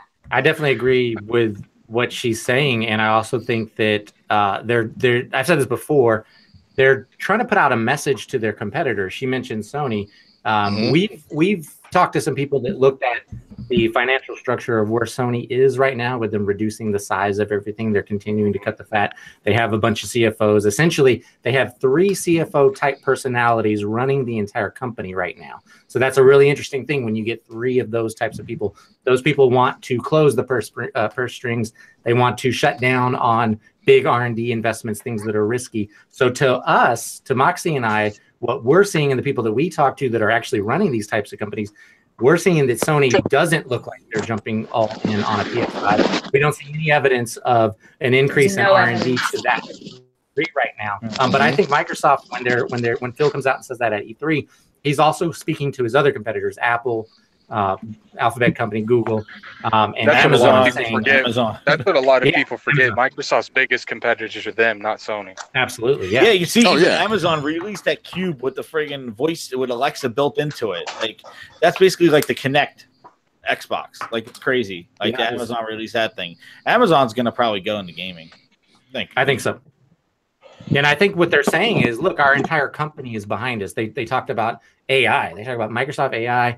We already know that they're using Azure and that they have plans to expand that into gaming and come out with cloud gaming, either devices or streaming services. They mentioned that as well, which we all had predicted and really thought about for a while, that type of thing is going to be coming. What's funny, if you look on the surveys, they actually been asking about that, the AI voice. Yeah, so they're basically telling. I hope they don't do that with the next Xbox. Well, basically what they're saying to their competitors is the entire behind where they're going. So they're throwing down the gauntlet and saying, "Are you guys willing to put billions, tens of billions of dollars of R&D into this? Because we are." I think that's what the message is. Well, yeah, they're putting a lot of money. And Satya's been talking a lot about AI and talking about the cloud. That's kind of the big thing. Though my confusion though with the AI is that do they want their AI to back up like the Siri, the Alexa, because Cortana is kind of dead. Like they kind of killed. Like Cortana's not really like they got that Harman Kardon speaker basically, and they kind of killed Cortana. Even its integration really in Windows 10, it's really not utilized as much. And now it looks like Xbox is going to use Alexa and Google. Like it's most of can't beat them, join them type of thing. And that's like what they've been doing. But what AI is they talking about? They want that in gaming. Like yeah, AI they're saying gaming? That they're going to start to incorporate that. The way they mentioned AI. it. Yeah. The way they mentioned it was talking about fast start, but they put it up on the screen. I saw that thing for it. Yeah, this is their way of saying that this is going to basically affect gaming going forward. They're going to eventually work it in. They've had stuff like the Drivatars and things like that, and the way that type of thing works. But it's going to grow over time. AI is a big part of where their investments are. They're spending more money on R&D for that stuff than Sony is their entire company wide right now. If you look at Sony's own financials that they release quarterly when they do have that information. So that says a lot about everything they're willing to do for gaming in general. Yeah. Because I remember with that AI and that fast delivery thing, one of the things that was concerning was people didn't want it automatically downloading games. It like you could suggest games, but it didn't want to think that, oh, we're going to pre-download something because we think you might like it and use your hard drive space. I remember that was a thing that was a concern with that AI, with that kind of fast delivery system. I remember when they first, and I kind of was alluding to it, they didn't want people to start pre-downloading stuff. All I know is Amazon can join the gaming industry. That's not going to be a big issue. But Sony, Nintendo, and Microsoft better hope Disney never jumps in that shit. Well, Disney's going to have their TV streaming service, so they could come out with a gaming streaming thing. I think they're going to do more exclusivity deals like they did. If Disney ever makes a console, it's over. Like, why would it be over? Because Disney got that money. Like, Disney has the ability. You know how much shit they own? Like, they can be like, yo, Battlefront, that's our exclusive. Almost everything. Kingdom Hearts 3, that's mine. That's not your guys' anymore. Oh, yeah, but it can be anything Disney, Marvel, based on that stuff, anything that's associated with Disney. And you start thinking about, they own a lot of shit. That's why it's really I'm telling you, the majority of the Lego games, those can all be exclusive. Like, if Disney wanted to, they can come into the industry and just drop an FU bomb to everybody. Yeah, but I think Disney makes more money on the front of putting it everywhere than your licenses. Well, clearly, that's pretty much never going to happen. I was just saying, and that's why I think that Microsoft going forward, what you were talking about the AI, I think it would be good for them to say, okay, look, everybody can use our AI because they know it makes some money everywhere. It just won't be an Xbox thing. I think Microsoft's big picture is gaming now. Well, Microsoft's big point in gaming is really about being everywhere. Everywhere, it doesn't matter who plays it. As long as you play it, we're making money. And they're about their money. It's about a business. I think, but a lot of people think about Microsoft and gaming. The thing is that it's not just games. They own like some of the major things in gaming. When we talk about Xbox, yeah, we're just talking about the Xbox. It's like, okay, they did the Xbox thing, and I think their first console was unique. I think it was just amazing. I think the 360, for what it was when it came out, it really grabbed people's attention.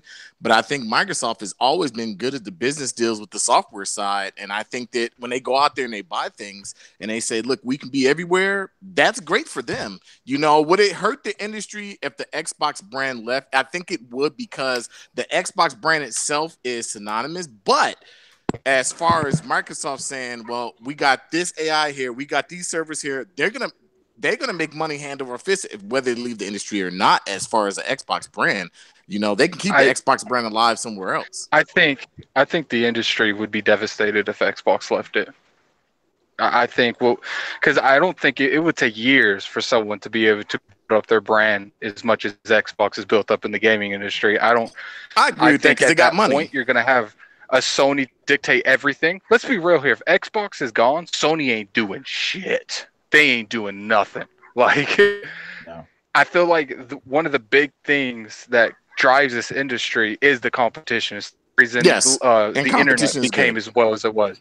Yep. So, whatever Microsoft's doing next gen, let's say they just leave now and they don't introduce that technology, then gaming is going to be like, it's going to go from an uphill to climbing to a straight road line for miles.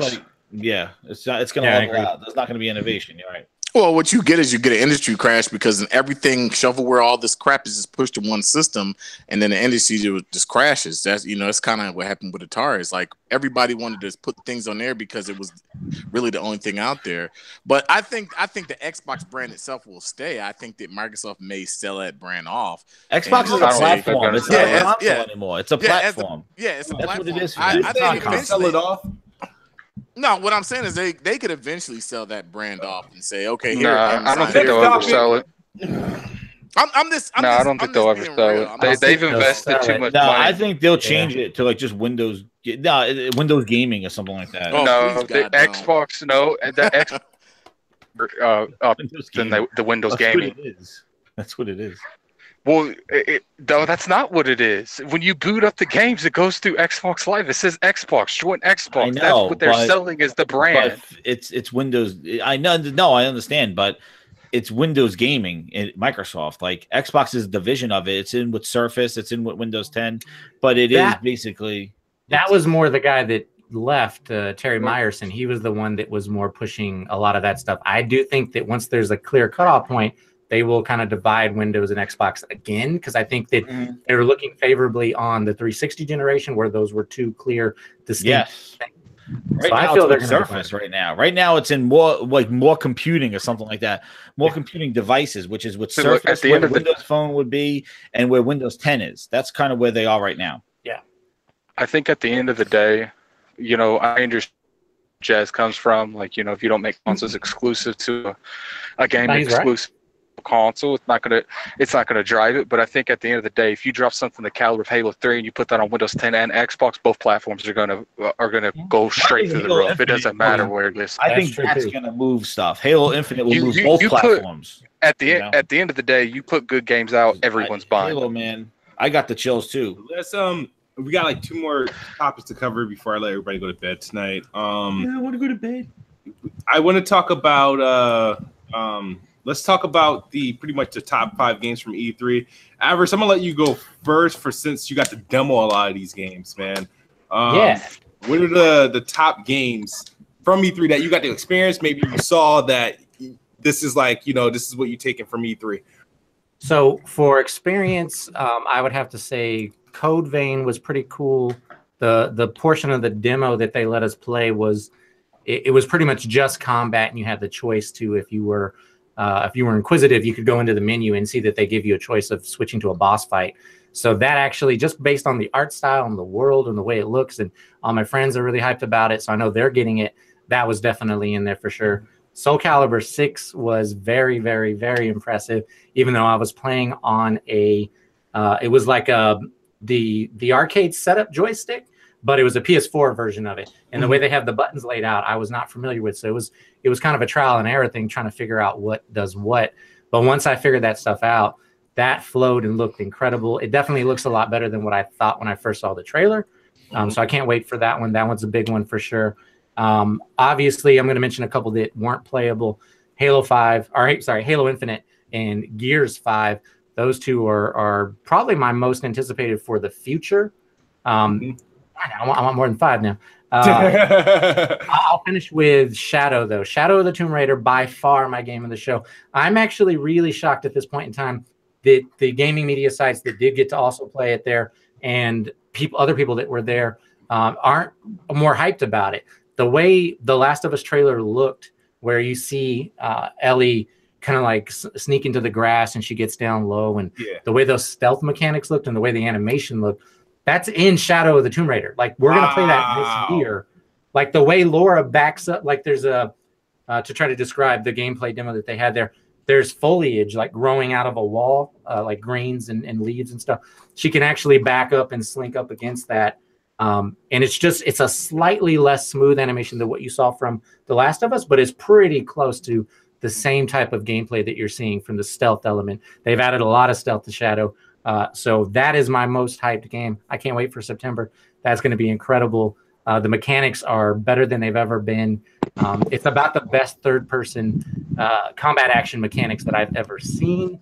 It even kind of reminded me a little bit of the old Splinter Cell. I don't know if you guys remember that very first Splinter Cell, sneaking around as Sam Fisher. That's the way it felt to me, and I haven't felt that in a long time. So that's my game of the show right there. Awesome. Moxie.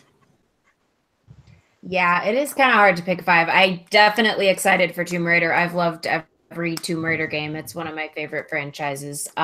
Definitely Halo and Gears. I play a ridiculous amount of Gears. I absolutely love Gears. Gears 5 looks amazing. I can't even wait for those 2. I'm also a pretty big Fallout fan, and I'm pretty excited about Fallout 76. Division 2 for sure. I'm going to start getting back into Division 1 now so that I can get ready for 2, and then Last of Us 2. Those would be my highlights. There's lots of other stuff coming that's really exciting. Gotcha. Plasma Gears. All right. Well, for what I saw, I think it's the Gears mobile game, isn't it? Yes. That is the biggest troll when they did that thing. But they had the logo. But anyway, mine were I would say Last of Us 2, Gears 5, Spider-Man, Ghost of Tsushima, and Fallout 76, and then of course Halo. But again, we haven't seen what Halo is, but that's always, it shouldn't be an honorable mention, but I want to see more of that. I wanted to see more of Halo. But yeah, there was a Gears 5 I thought looked great, and then the Last of Us, Spider-Man looks absolutely so cool, and that's and Forza. I think the stuff that I've been hearing about Forza Horizon, and the fact that they actually have missions like taxi missions, and the houses give you special missions and stuff like that. It's really cool. Yeah, that's pretty cool, man. And I think that's one of the biggest things I was missing out of the Forza Horizon 3 was just that you just kind of just went to races. And now that it's just an online kind of, I'm going to think of it as like I don't think a lot of people play it, but like a Defiance or like one of those kind of, what are those type of games where they're MMOs, but they kind of have like ARC drops and, you know, mission drops. And just like a Destiny type of like kind of, by having that, I think is really going to cause people to play that game a lot more. And especially people that don't really play races that much. But that looked cool too. So like, I know I did more than 5, but yeah, I'm talking more about what we can play and more stuff what it looks like in the next year. Oh man, don't give me those clickers. I was impressed with their show though. That those games looked amazing. Gaming Addict, what's your 5? Me too. Mine's Kingdom Hearts 3 is probably my most anticipated game right now. I know a lot of people don't like that game, but I grew up with that franchise, so fuck everyone else. I like. What he said? I just heard "fuck everyone else." Can you hear me? Yeah, we can hear you, dog. All I heard was "fuck everyone else." What was the first game? No, I'm saying people that are constantly hating on Kingdom Hearts 3. Oh man, that looks good too. Holy crap, that shit looks good. Yo, I would love for them to win Game of the Year next year, so I can see the internet burn. That was the most talked about game, I think, on the list. I saw something on Twitter about the most, spoken about game online was Kingdom Hearts 3. Considering it was at every freaking conference, like. I think my second's The Last of Us 2. That looked really good. Yeah, that looked terrible. Death Stranding looks like trash now. I just wanted to point that out for anyone in the comment section. I'm not reading it today, but I will be definitely scrolling through them, so you might want to comment on that. The From Software game, I'm a huge fan of that. I'm sure we'll be seeing kids stream that. Shoutouts twice. Yeah, that looks pretty good. Even though it wasn't at Microsoft's conference, I'm still looking forward to Ashen. They did say that was going to be Game Pass. That's pretty awesome. Yeah, Game Pass. We didn't know that. That was an announcement, right? At E3. Yeah, we didn't know that at PAX. I'm looking forward to Gears Tactics, but not Gears 5. Oh, Gears Tactics will be fire. I can't wait. I'm just not a fan. I'll give it a 10 out of 10. Gears. Okay. I think I have one more left, I have to say. It's kind of hard considering a lot of trash was announced at E3. It's not really trash. It's just a lot of stuff that don't apply to me. If they would have showed more on Halo Infinity, that would look cool. Man. I'm not going to say Elder Scrolls 6 because I'm pretty sure I'll have grandchildren before that comes out. A few years away.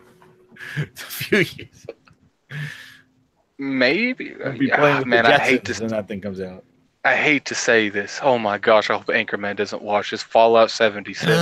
After you argued for the last 3 days with Anchorman about Bethesda.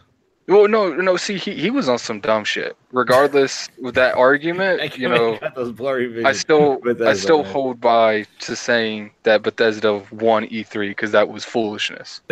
But Fallout 76, if the multiplayer works the way it does, they have a hard time. Yeah. They have a hard time making single player glitchless games. I cannot believe a multiplayer glitchless game. Well, they got the beta first on Xbox if you pre-order it, right? So Anchorman can test it. You guys can test it out. All right, so that's my 5 or 6. I don't know. I lost track. It's fine though. Frog. This year it's gonna be Spider-Man, Fallout 76, Super Smash Brothers. Super Smash Brothers. I forgot Brothers, baby. Yeah, and then next year the Nintendo Direct. Yeah. How can we forget about Smash Brothers? They spoke about it for a fucking hour. Yeah, the Super Smash Brothers. So those Nintendo are 3 games Direct. I know. Those are day ones for me. Next year, it will definitely be. Hopefully, let's just say, future games. Ghost of Tsushima, Last of Us, Shadows Die Twice, and Neo 2. Right. I don't think Neo 2 is being shown at E3. It was shown on PlayStation's conference. They do that IP. I don't think it's going to be at E3 next year. I don't care. I'm just looking forward to it. I like the first one. My 5. This is hard. I have to dwindle my top 10 down to 5. That means I gotta start moving shit around. All right, so let's just say the top 5. Why do you have to? Because I don't get that. If you made a top 10, just say the top 5. The thing is that all right, so Halo Infinite is an honorable mention because that was just game engine. We don't know that may not. Any of that stuff that we saw may not even be. Oh, that's what it is. You have to bring up some Xbox games you have to trim off the list. Gotcha. No, I got to trim some PlayStation games off the and list. studios too. No. How can a studio not be? When Ninja Theory was announced, he left his seat and ran away. Yeah. So he was screaming before. I always wonder how many Ninja Theory games he's played. It had nothing to do with no, man, that was a big surprise, though. It was the surprise. It surprised me because they make good quality games. I've played all of them. That's what surprised me. Yeah, I ain't gonna lie, dude. I went back and watched the Microsoft conference reaction. I watched that segment 3 times. Over and over. Yeah, I don't understand. You jumped out of that chair so much. It was rolling in a circle. Before I even it had nothing to do with whether if I played their games or not. It was the surprise that Ninja Theory, I didn't associate them with Xbox. That's why it was shock. Like I said, shock value helps win E3. Like it was like, but yeah, other than that, I wasn't like, oh, hey, Ninja Theory, I love you. It was just like, holy crap, this Ninja Theory? Like I didn't expect that's the last studio. So you never must have played. Why does your Nightbot keep saying "Rest in Peace, Ninja Theory"? Because my Nightbot is hacked and I need to delete it. Yeah, your Nightbot is like really got some issues. Yeah. That Nightbot. What was Frog saying before I? No, I was saying what I was saying about Ninja Theory is like, you know, I saw the reaction from not just you, from a lot of people who are Xbox fans. Like, they were like, we got Ninja, and a lot of people never played Ninja Theory games. I was like, wait, you guys? Well, how you know they didn't play Ninja Theory games? Because I asked them, I was like, hey, you guys played it? No, we didn't. I'm like, so I don't understand. I played. Don't get me wrong, it's a great studio. But I played wonder, like, how many people buy Ninja Theory. But like I said, it was. I think this is why what people need to stop doing is trying to like gauge people hypeness based on and trying to ask receipts. My hype level was the fact that I was surprised. I expected Playground and Undead Labs just off principle. I did not expect Ninja Theory, so it was just like an instant reaction. I think the reason that people are hyping up Ninja Theory being bought by Microsoft is because they only make the games that people claim Microsoft don't make. That's true. That is true. Yeah. That is true. That is true. But I think Ninja Theory games are great. I think they're amazing. I played DMC and Hellblade, and I didn't have a PlayStation for Heavenly Sword, even though I think you got to go back and play Enslaved, one of their best games. I just see is that backwards compatible? I don't know if it is or not, but it's one of their best games. Yeah, it's amazing. It's on PlayStation now, but otherwise, my top games, 5 games from E3 was. Whoa, this shit is fucking hard, dude. I don't understand how you just don't say the top 5 of the top 10 that you already made. All right, there's we got 2 things to talk about. The chat wants us to talk about that. They can kiss my ass. All right, there's Forza Horizon 4. The chat said you work for them. Gears 5. The chat. Assassin's Creed Odyssey. Oh. Really? Yes. Okay, go ahead. He loved Origin, so I could see why. I'm playing it now, but I'm like, damn, it's too soon for such a big game again. Go ahead. Assassin's Creed Odyssey. Oh god. This is where it gets freaking hard because there's 3 games I want to include, but that would make it 6. No, go ahead. Show. Just add them. Yeah, I want to hear it. I gotta hear it. All right. Last of Us Part 2. No, that's 5. That's you done. Shadow of the Tomb Raider and Anthem.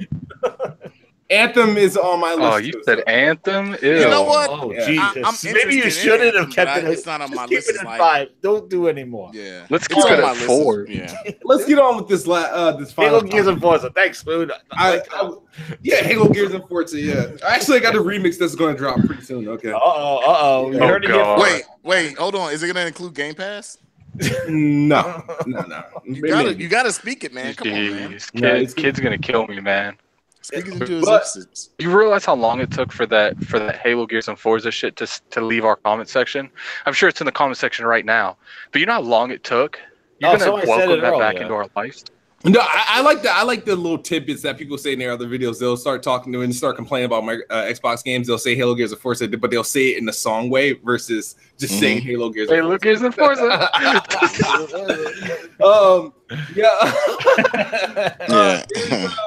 All right, so there's this Xbox doll that it's in. I can't say Xbox doll. It's an American girl.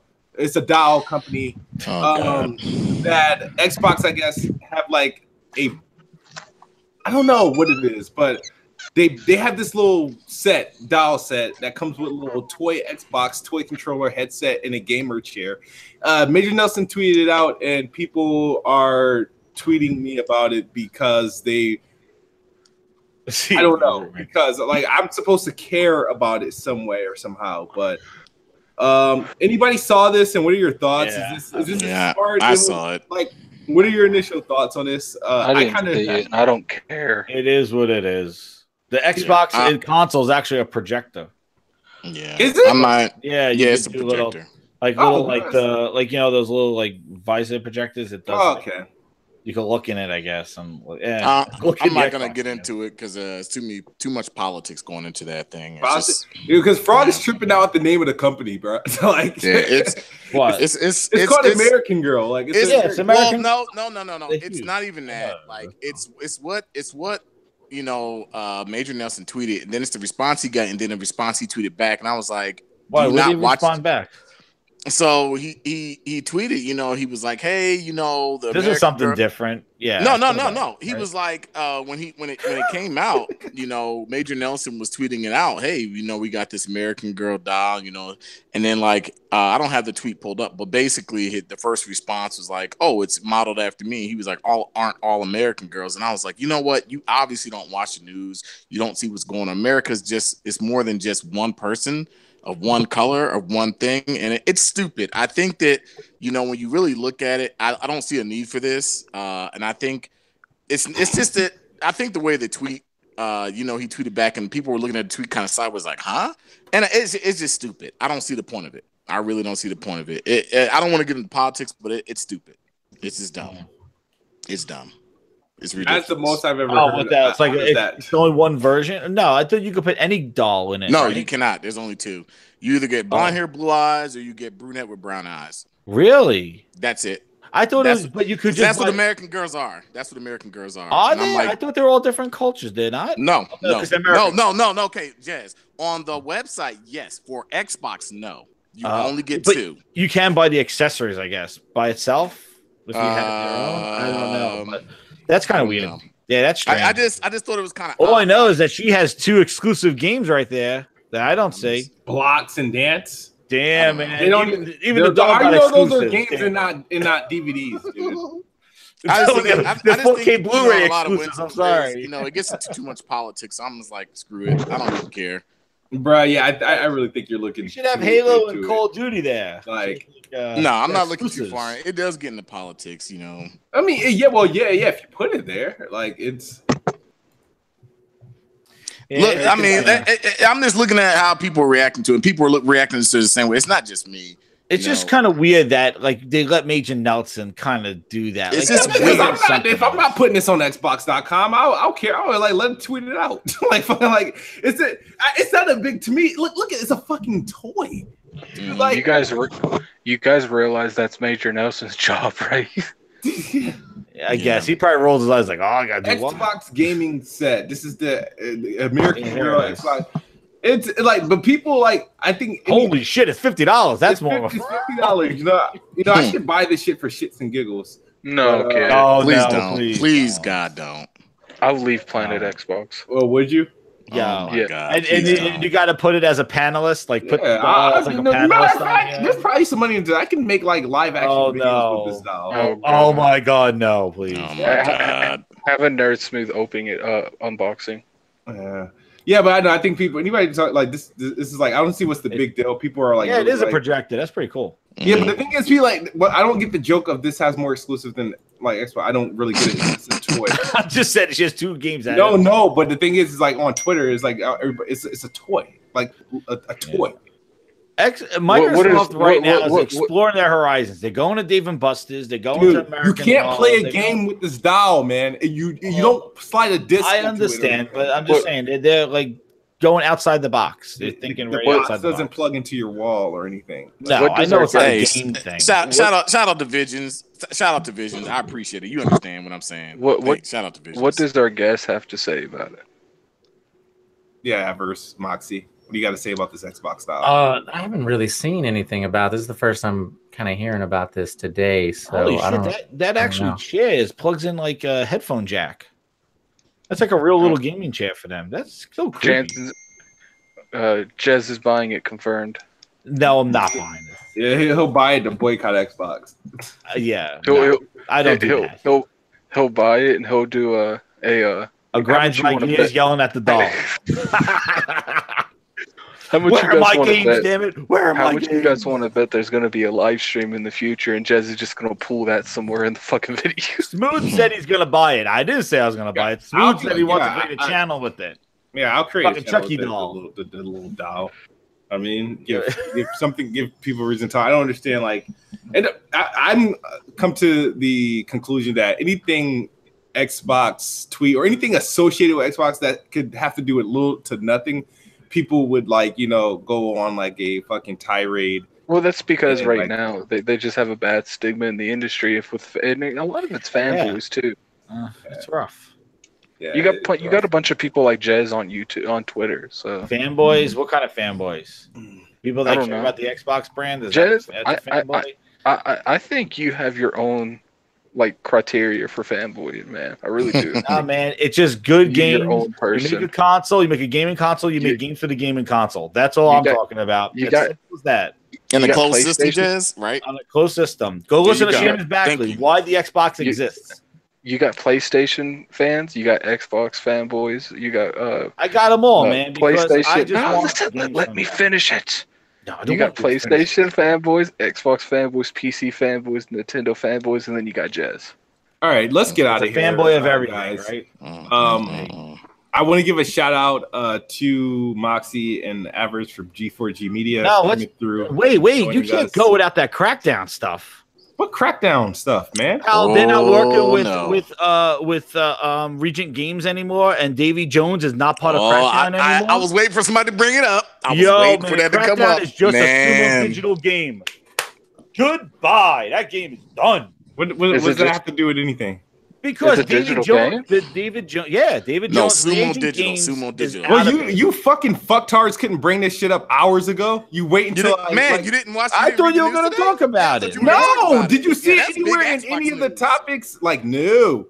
That was big Xbox. Crackdown. Was it? I didn't. Nobody tweeted me about it. Dave Jones, the guy who made Regent Games, the first Crackdown, he is no longer associated with Crackdown anymore. When they bought CloudGene from Epic, Epic bought CloudGene, he left with it, and he's running with Epic. They don't even know if CloudGene's going to run Crackdown 3, but they're totally in bed with Sumo Digital. Sumo Digital is making Crackdown. That is it. You realize that him leaving is going to have almost no effect. That game's almost done. It comes out in February. That's 4 or 5 months from now. You better go to church and pray that game. So is this something that Microsoft did wrong, or this is due to the acquisition of Epic Games? This is something. I just something feel that that Microsoft did wrong, or this is due to the acquisition that Epic Games did of. I feel like CloudGene. Epic Games pulled the bank out. They pulled the checkbook out. It was like they bought them, right? This is old news. CloudGene, which is basically but the thing is that they had at E3, Matt Booty had an interview and stated that David Jones, the reason why we're excited for Crackdown 3 was Crackdown 2 the original guy. He was the guy who made it, the first one, and he announced it on stage, the third one. But he is no longer, and we all thought that he was making the multiplayer aspect of it, and they made Sumo Digital do the single player aspect of it. Or guess what? He's out of it with the cloud. He's gone. But Regent Games parts, their part was done already, though. What? Am I the only one that feels like their part of the game was done? You can actually check in with Rand on that. Their part of the game has been done. It's single player that I've been told is being made, but am I the only one that feels Digital, like they said is the only one that they're working with right now? Am I the only one that feels like Crackdown cannot catch a break to save Game Pass? That's all I'm gonna say. Game Pass. Game Pass that. Game Pass that. I'm day oneing that, so it doesn't. Everything for Xbox now. So in Polygon, they stated today that Crackdown 3 original code developer and series creator is no longer on the project. No.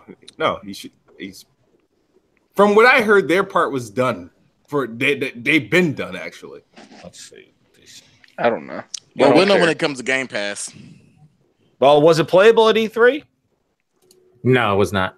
No, not from what I No heard. single player, no multiplayer, nothing. And the weird thing is, it was playable the year before. Yeah. Yep.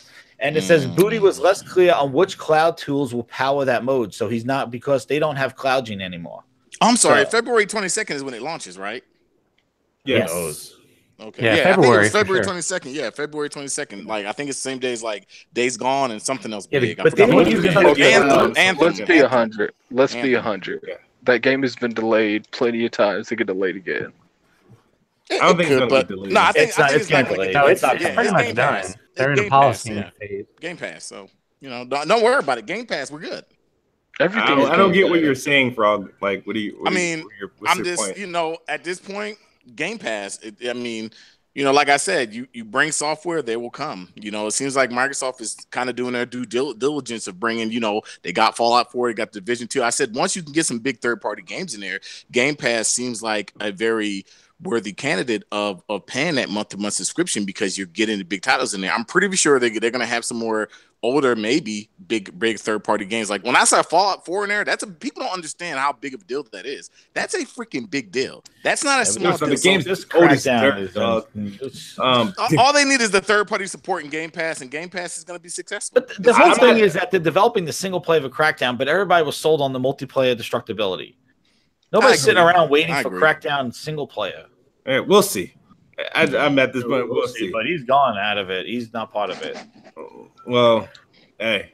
It's Sumo Digital.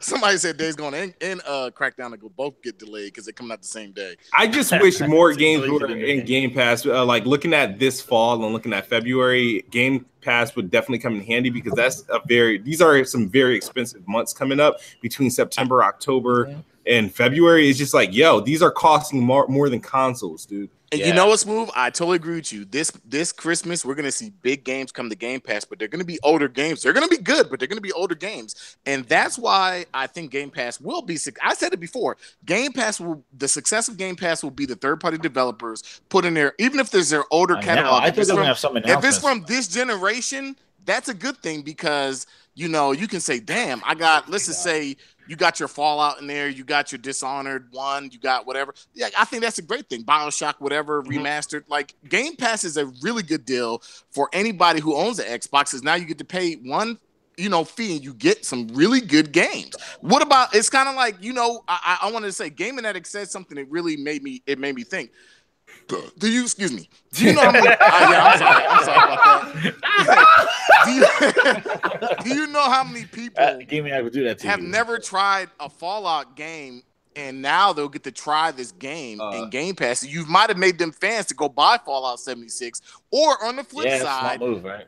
On the flip side, let's just say, like when you gave XCOM 2 was free on another platform, now you may get other people out there to actually be interested in that genre of game. So I think like Game Pass ultimately is a way that I think going forward that Nintendo and Sony will follow. 20% discount on anything. Yeah, I think you're going to see success in it, and I think that you're going to see competitors follow it in some way, shape, or form. You see the success going. Look what Sony's trying to do. They're trying to completely redo now. Yeah. Metroid needs to go in Game Pass, dude. Wait, what game? What's that game? Metro? Metro's been like $6 in the store. No, I'm talking about the newest one, you idiot. You're talking about the new. No, they're not. You know what? That's the thing. You know what's move? I agree with you. You want brand new games day one. I don't think from you're third party. That. Yeah, I don't think you're going to get that. But you're going to get your third party games that are older. They're going to come, and that's what's going to be attractive to people, because they're going to say, look. We already heard about what's going on with GameStop. Look, I don't got to go to GameStop anymore. I can pay this $9 subscription and get my older games in here monthly. Shoot, that's cool. But my only fear is like, what other companies start doing that? You're probably gonna have to start buying like more studios and more publishers, dude. And that's the only thing that right now that they need to do for the Xbox division. As far as the gaming division, that's all they really do. Beef up your first party, put good first party games in there, and I think you'll be okay. And competitors will follow.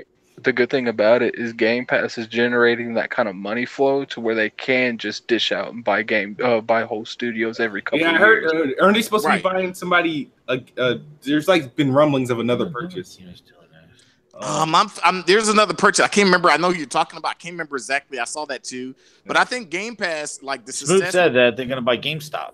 GameStop for sale. Hey, I'm telling you, if they buy GameStop, they'll turn every GameStop to an Xbox store where when it's time to upgrade Xbox. No, that would not be a good deal. And when it's time they're going there and tear down all those. You can start paying monthly for your Xbox, so you have to buy it outright. Oh my god! Cell phones.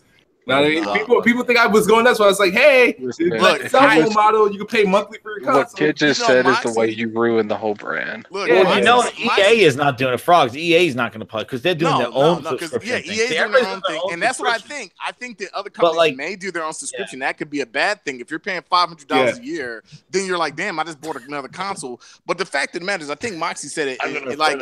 Like for instance, they put Division, they put Fallout. I beat Division on my PS4, but I said, well, let me download on my Xbox because I got some friends in there that are playing it just to play it with them, and that's kind of cool. Like you're giving me a reason to actually play something. Yeah, you want to run that through me? I'll play it now that it's X and hand. Yeah, I'll definitely play with you. I like the game. It's cool. Here's the question though: how many publishers and developers actually have the infrastructure to do something like that? Not many. Not many. EA, only Microsoft and EA, pretty much. No, Ubisoft can do it. Yeah, Ubisoft has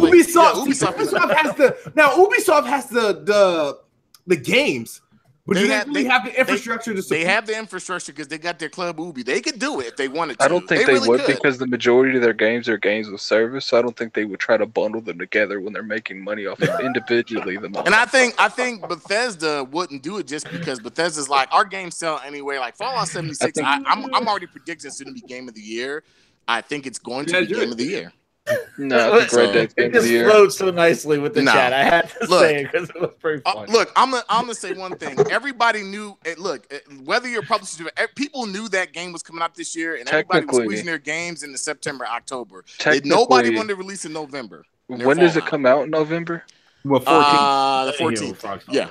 I don't even think it's qualified to be Game of the Year this year. Oh, because of the date. You're right. You're right. No, it would be. What's the cutoff? Cutoff is like that last week of November. Okay, so it's qualified to be Game of the Year, so it could possibly be Game of the Year. I remember Final Fantasy 15 coming out around that same time. I have one more question. Please ask this question so we can get out of here, dog. The Darwin Project on preview, did that cost money? You mean it was like $10? It's going free to play in July for PC. On Xbox One, it said. Oh, really?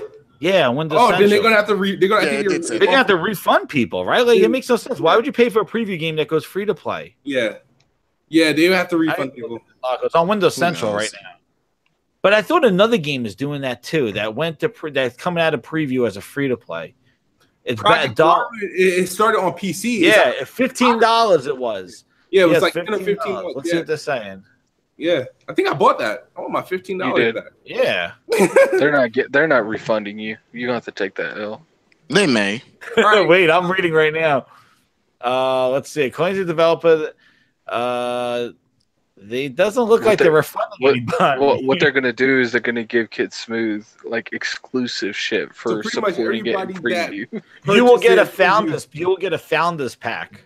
So that's how they're gonna. Oh, okay. So the game initially was a free to play, and we just paid for the founders pack. Pretty much. Oh wow. Pretty much. Yeah. But it was in preview though. Yeah. All right. Cool. Okay. Can we get? That was confusing. Yeah, we get out. Moxie Avers. The refunds. Thank you guys for tuning in, joining us today in this episode of Planet Xbox. It's been a pleasure. Looking forward to your next show. When's your next show? Like your next the live show? No, the longer one. The other one. I don't know. Probably in the next week. We'll work probably on pretty soon to cover E3 stuff. The next one. Yeah, I think so. We don't have a date scheduled for that yet. Moxie's pretty busy, so it's kind of tough to nail down the schedule. We kind of just make videos whenever we both have time to do that. Okay. Well, I'll be there. I got you guys on the notification gang. So. Thanks, man. We appreciate that, definitely. Anytime. If you're watching, subscribe to G-4-G Media. I have the link in the description below, and I've been spam chatting it over the course of the show. The link to their channel. If you haven't seen the content there or subscribed, please check it out. I think you'll enjoy what they have. Pretty awesome people. Happy to have you guys here, and I look forward to your upcoming projects. I hear you got a lot going on, or at least coming that you have yet to reveal. So, yes, definitely. Awesome. You guys want to do your outros? Sure. Yeah. Basically, you can catch us at the link in the chat, G4G Media, here on YouTube and on Twitter. I believe it is, Moxie can correct me if I'm wrong, is Avers _ G4G Media. And I think Moxie's the same. Is that correct? It's the same, Moxie _ G4G Media. There's 2 X's in Moxie. We've got it linked on our channel, too, if you go over there. Yeah, I'm going to need some description shit. I'm never going to remember that. What? I think I'd, like, put it in Twitter, too. Like, well, I hope so, because I will never remember that. It's both in the Twitter thing and in the live chat right now. Awesome. And Moxie. Yeah, pretty much the same. Thanks for having us. It's been a lot of fun.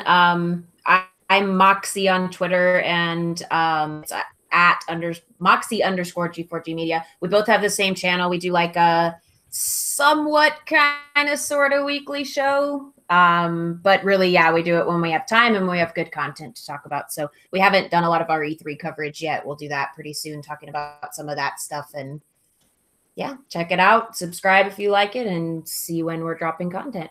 Thanks for having us. Yeah, Don't and give them options. They have to subscribe.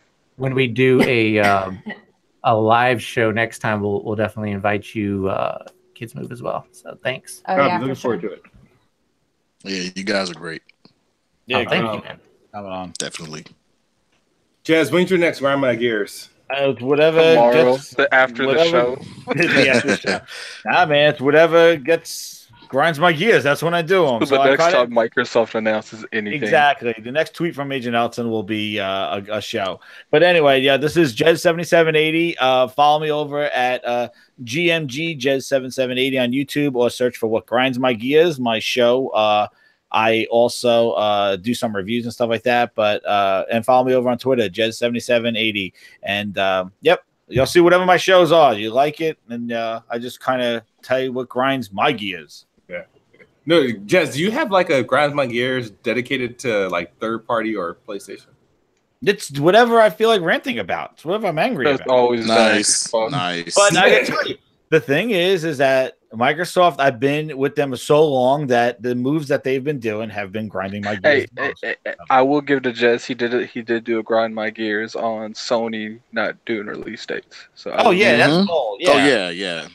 I go, I trickle stuff at pissing on Sony, Nintendo's bullshit. It was, but what was funny is it turned into that, and somehow it went into Xbox grinding my gears. So I have no clue how that happened. But it just happened. Just my head. It's not scripted. Frog, what you got going on? Every Tuesday, I try to do my Frog's Dope Gaming. I got to get back into it. I've just been busy. You know, summertime. I got a graduate going to college. Got 2 more going back to high school. So it's been a little busy, but I try to do it every Tuesday. You know, shout outs to Quantum Break 2. Oh, I'm sorry, not Quantum Break 2. You know, showing at E3 on the PlayStation stage. But is there a point behind all of this? Because I'm confused. What I'm basically saying is, check me out on Tuesdays. If you want to find me on PlayStation, it's Frog and Pepper. If you want to find me on Xbox, it's Frog Stream. I do plan to play some Division, and I already own Fallout 4. So if you want to catch me on either one, you can catch me there, and I'll be playing. How are they going to catch you on Fallout? There's no multiplayer. No. What I'm saying, you know what I mean. Watch it play. No, don't stream Fallout. I get into Fallout, man. I play for hours by myself and I appear offline. That's me personally. So how are they really going to catch you then? If you're appearing offline? You know what I mean. You know what I mean, smart ass. You know what I mean. Yeah. Oh man. All right. Addict, what's going on with you? Be looking out for my How to Fix Fable, this remake that they haven't officially announced, but we all know. This Did podcast you make that video like weeks ago? I thought he did, yeah. I did the script. I haven't actually spliced all the video together yet. Okay. And you know, considering how this particular podcast, I'm gonna go ahead and make a How to Fix Fallout 4 because I'm tired of people asking me that. So look out for that. Shout out to Anchorman. No. Anchorman is biased, so don't shout out to Anchorman. Appreciate the guests for coming on. It was a pleasure talking to you guys for the times I did talk to you because I'm not home right now. But you know, it's been a pleasure talking to you. And Kid Smooth, I'll see you next week.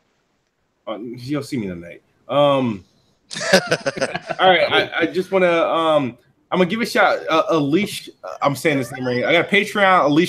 Alish, I'm sorry if they're gonna kill me. They'll be on the episode next week.